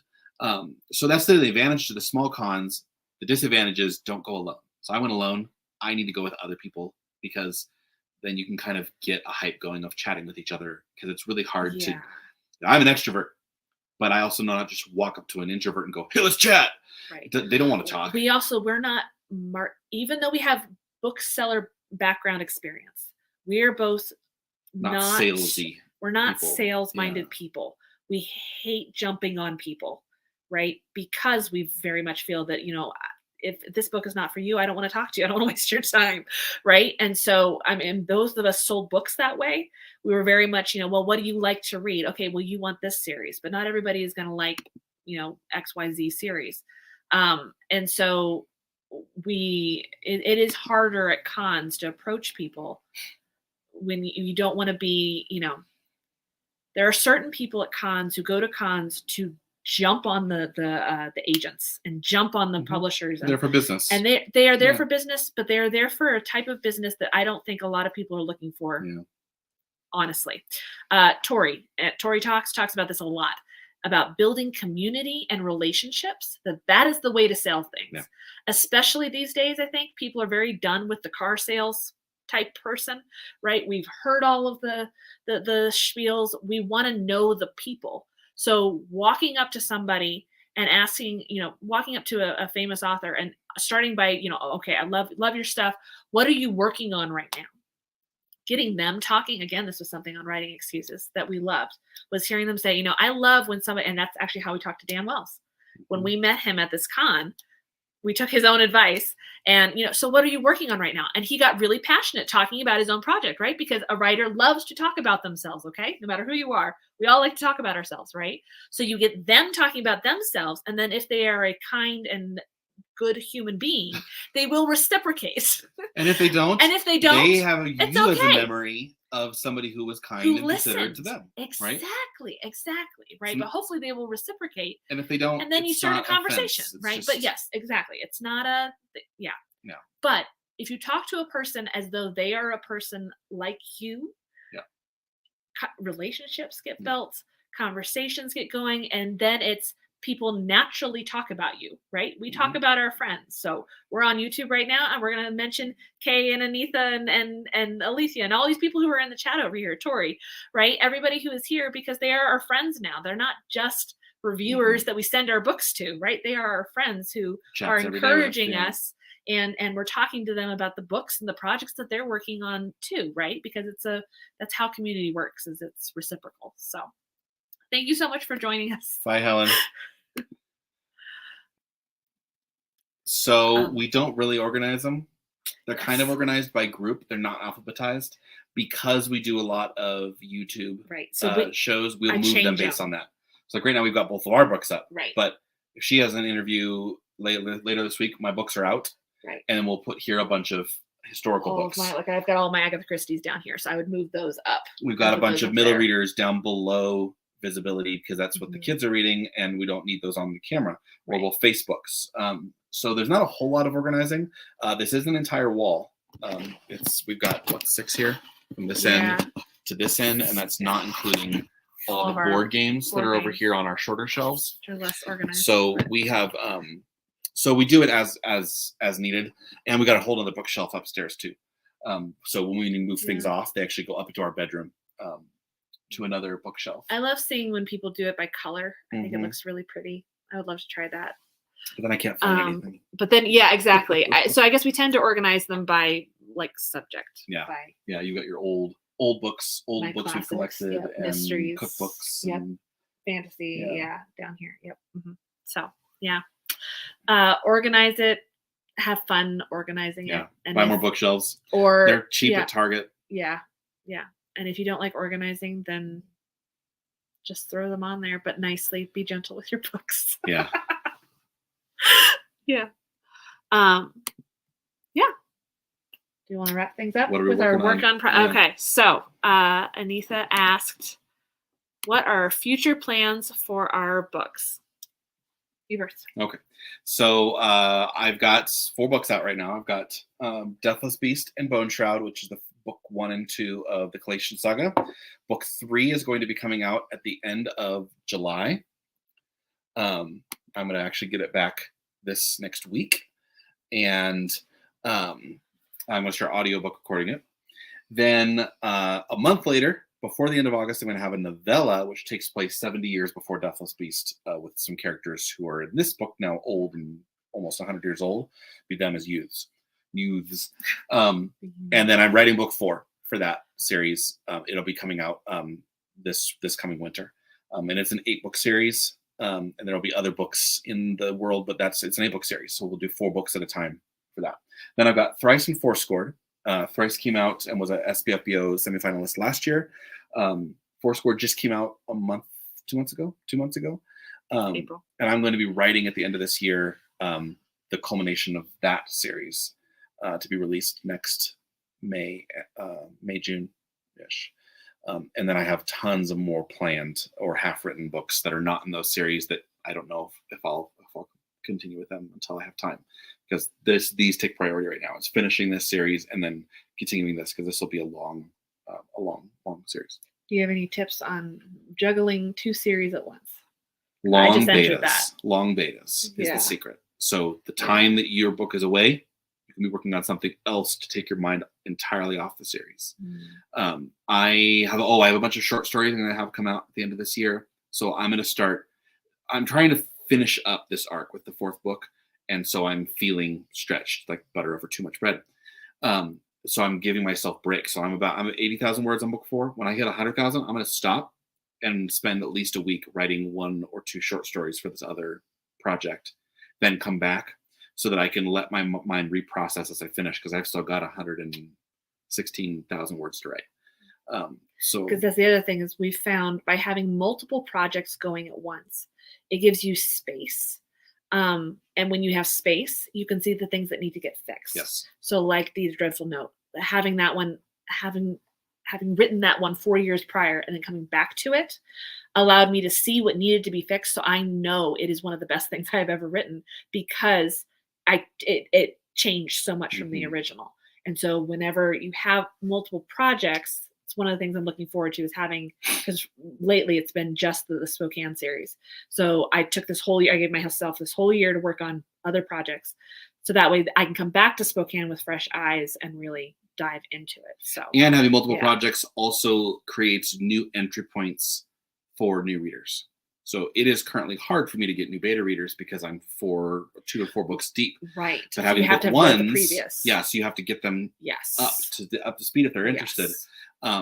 But if you have new projects coming up with new book ones, you can then say, "Hey, looking for new beta readers." Right. They can get in. They may then read all your backlog, but you need to get to that point. So Right. I'm stuck. I have 2 series.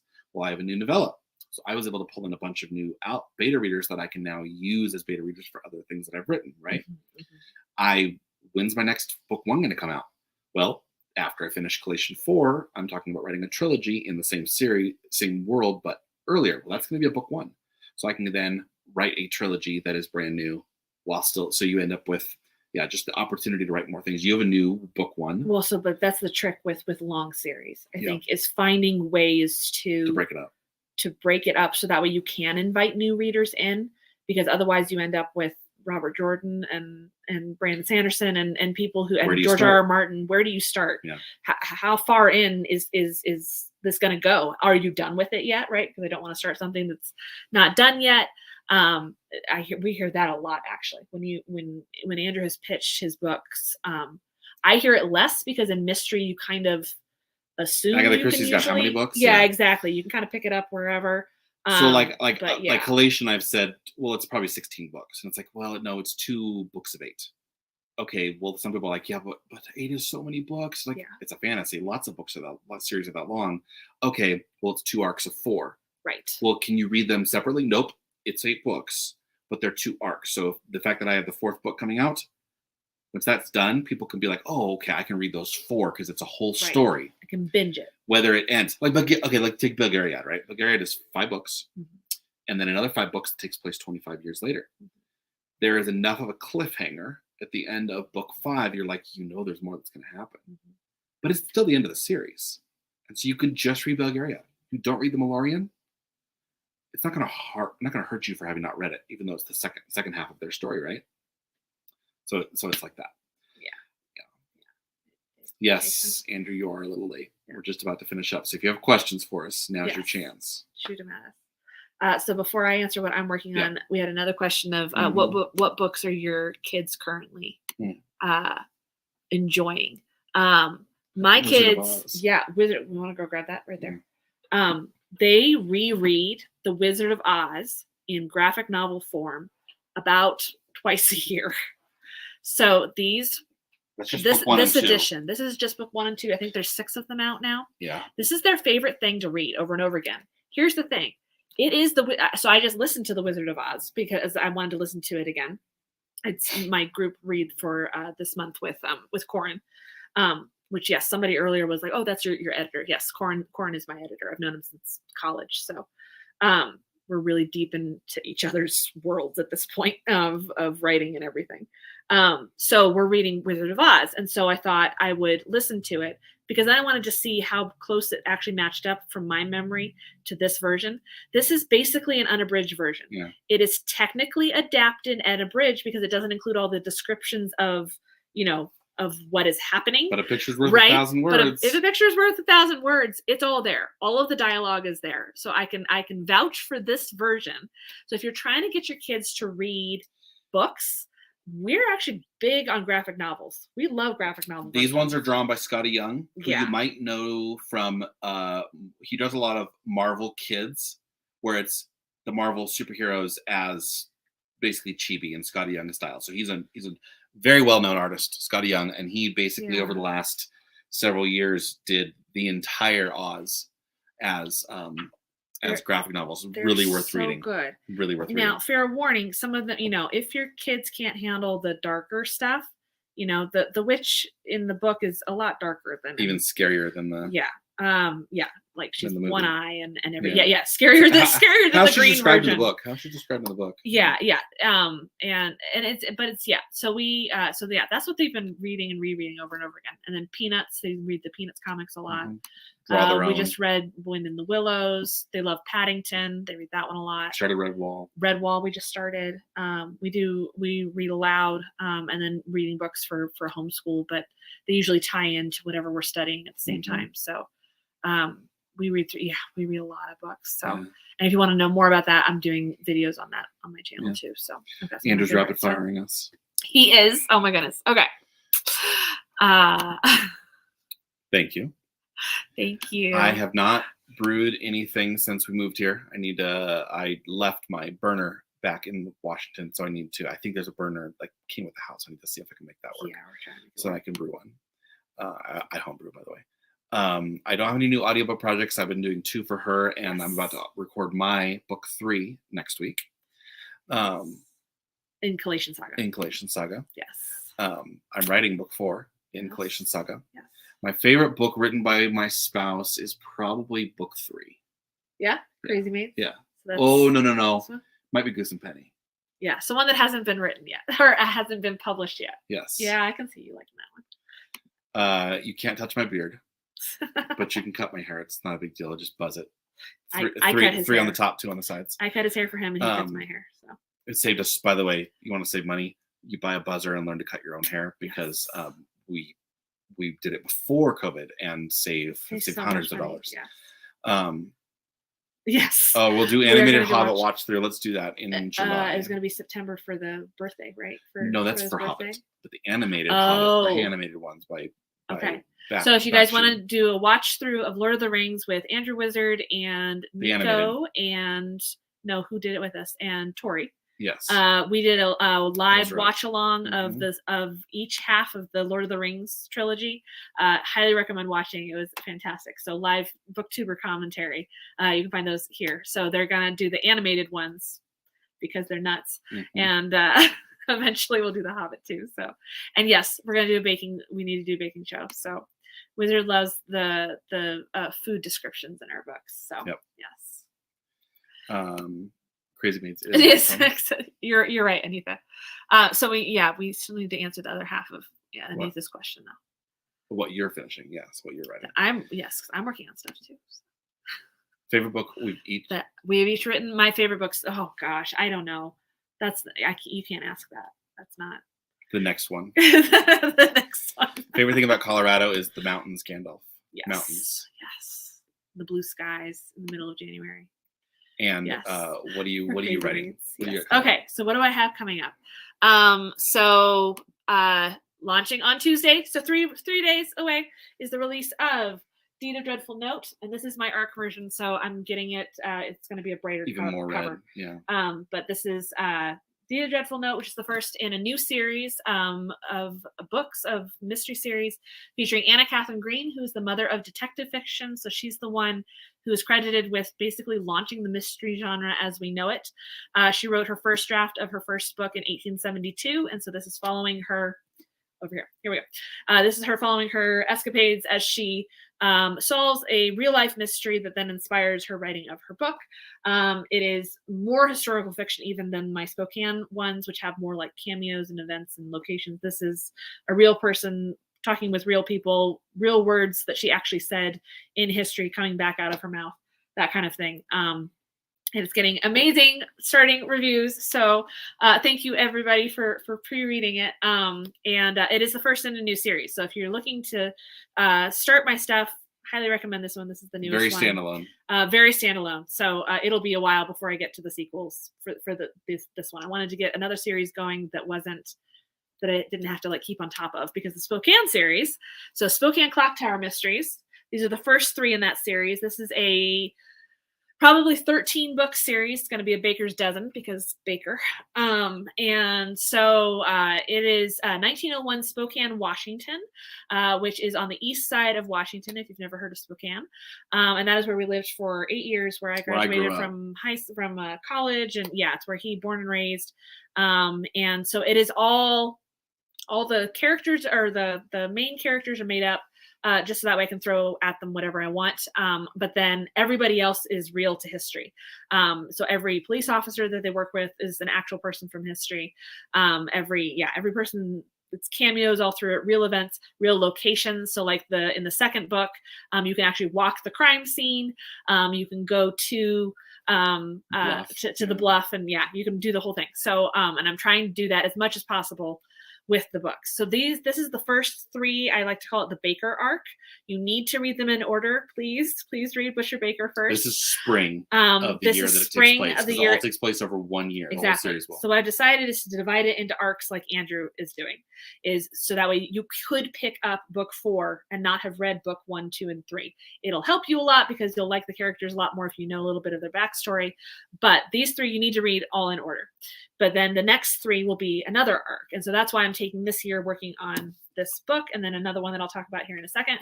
And then I'm going to write the next 3 in the Spokane series. So then hopefully next year I can launch all 3 of them. So those of you who are loving the series, thank you so much for calling for more. I'm so excited to get back in there and rediscover those characters and see what they've got for me. So, but I do have a plan for like every book in the 12-book, 13-book series. Like I know what's going to happen each month because it's every month in 1901 of them building the clock tower, ending in May/June of 1902. And it is all based on the Those newspapers, showed, those newspapers, beat by beat. So, yeah, and then I say 13 because my plan is to release, when we get to Christmas, I'm going to release a standalone Christmas mystery with these characters, but it'll be a standalone. So that way, if you have no introduction to the Spokane series, you will be drawn in by the Christmas special, in typical Christmas special style. So, and speaking of Christmas specials, what are you writing right now? What I'm writing right now, I'm very excited. So my next book, which will be coming out Christmas of this year, is called Death of a Christmas Tree Salesman. And it is a fantastical Christmas cozy mystery. So I have been reading a lot more fantasy with Andrew. And so this is going to be my fantasy take. This is a North Pole mystery featuring Sam Shovel, not Sam Spade, but it's a token back to that. Sam Shovel is a walking, talking snowman who only comes to life every Christmas once a year. And he is going to be drawn into a murder mystery. And the main suspects are, of course, Nick and Nora, because Thin Man reference.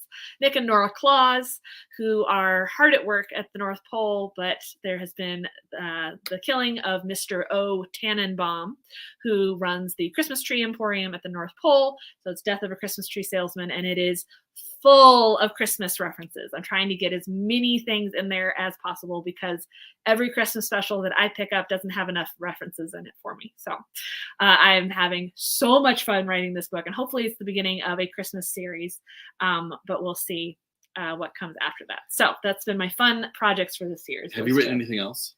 I have written other things. So he mentioned Goose and Penny. So I'll just give a shout out to it because this is now the second time I've mentioned it on my channel. It's going to happen. Eventually it will happen. Because it has happened. Yes. The problem is I want to write the first 3 in the series and then launch it before I launch it. But the Goose and Penny series is cozy mysteries, modern day cozy mysteries. Might be 1990s. We'll see. Yeah, I think I'm going to do that. So because that's historical, Yeah. So it occurred to me because they've been memes all over the place talking about like how if Back to the Future was filmed today, he would have gone back to 1993. Like, oh my gosh. I'm so old. So I realized if I write a murder mystery, a cozy mystery set in the 1990s, then it's still historical mystery. So it fits pre-internet. Fits who I am, and it's pre-internet, and that's what I wanted to do with them. And it's pre-COVID, and then I don't have to deal with all of that. So what's it about? But Goose and Penny is a cozy mystery series featuring so they're all in their 60s. Yeah. Yes, it's the Old Bird Society, and it's a bunch of women in their 60s, 70s who have settled on about 200 acres in Pennsylvania, and they have done so in a kind of community living situation because they each have a bird or type of birds that they identify with, that they love the most. So the main characters are Goose and Penny. Goose is the older sister. She's a mother goose to her little sister, Penny, who always walks around with a comfort chicken named Henny. So that way together they are Henny Penny. And she suffers from anxiety. And so her mother goose is always there. And so they are both retired. Their parents have passed away. And they're both single at this point. Best friend has a raven, and she was probably the inspiration for the goth movement of the 80s. Right. So then there's all these other characters, and each one of these women who are now in their 60s and 70s identify with a different bird. And so you've got Beatrice, who is she raises peacocks, and so she's very flamboyant and ostentatious, and does costuming for the local theater. And Wizard of Oz is involved, and it's so much fun. And then we've got then we've got the one with the raven, who's very goth, and then there's the military duck one. Yeah. So each of these women, this started because we lived on a farm for the last 4 years with a bunch of birds, and they have so much character to them. I was like, it would be so funny to write a series of books where these birds were the characters. So that's what we came up with, was the Old Bird Society mysteries, and eventually 2 more books those will come out. So yes, but I want to write the next 2. And that's the one where I have to rewrite the second one because it didn't land the way I wanted it to. So, but the more practice I get at writing cozy mysteries, the more those will eventually come out. But I'm very excited about those. As a writer, it's also a matter of timing out when you're willing to release something. Exactly. Deep Dreadful Note is a standalone. Yeah. Bickin series. Right. The Christmas one And I wanted is to a get some new standalone series Bickin out. series. Yeah.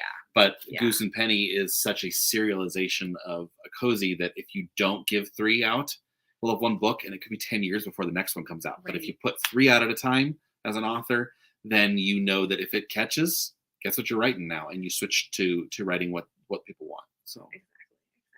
What's happening in the chat over there? they're fighting over how much they're making each other read. Oh, gotcha. Is it a magic chicken? No. So this one's not fantasy. It's just cozy mystery. Yeah, it's a comfort chicken. But it's a comfort chicken. Yeah, she's because this is a real thing. People will have, especially this type of chicken. It's a silver laced cochin. So if you look those them up, they're the most adorable chicken in the world. Yeah, silver laced cochin. They are fluffy and soft, and like you want to just squish them. And we had one on our farm that was named. The kids named her Mrs. Fancy Pants because she walked around with big puffy pantaloons. She's so cute. Oh, I miss her. Yeah. So I'm definitely one of those people who, yeah, exactly, wizard. I was like, if we ever have chickens, I'm gonna name them like General So and Kentucky Fried, because that's how they're gonna end up for me. But they were great chickens. They good layers, and unfortunately, a raccoon got to them. So yeah. Speaking of real life murder mysteries, so but yeah. So yeah, I wish we had chickens here. Our neighbors have chickens, but we haven't gotten back to having chickens yet. So, but yeah, so that's what we're working on. Yep, that was 2 hours. So I think we'll go ahead and finish up. Was there anybody else who had questions? We got them all. Chickens are awesome, and actually, birds have a lot of character. That's one of those things where I was surprised by that. Mm-hmm. I didn't know that until we had birds. Yes, Anitha. Yes. So Anitha's going to read books 2 and 3. And then, and then we'll have to have a big joint discussion with Wizard and Kay and Anitha and everybody about the Spokane series, because I don't think I've done an interview with anybody who's like read all 3 of them. I'll tell you about raccoons on the side, Andrew, because it's not pretty. Yeah, it's not good. So everything kills chickens, exactly. So, so we've got lots of projects, lots of works in progress. Andrew's got another one that he didn't talk about, so I do. Yeah. Your PG. Oh yeah. Yeah. That one's 3/4 done. Yeah. You want to talk about that one? Or? PG Woodhouse with magic. Yes.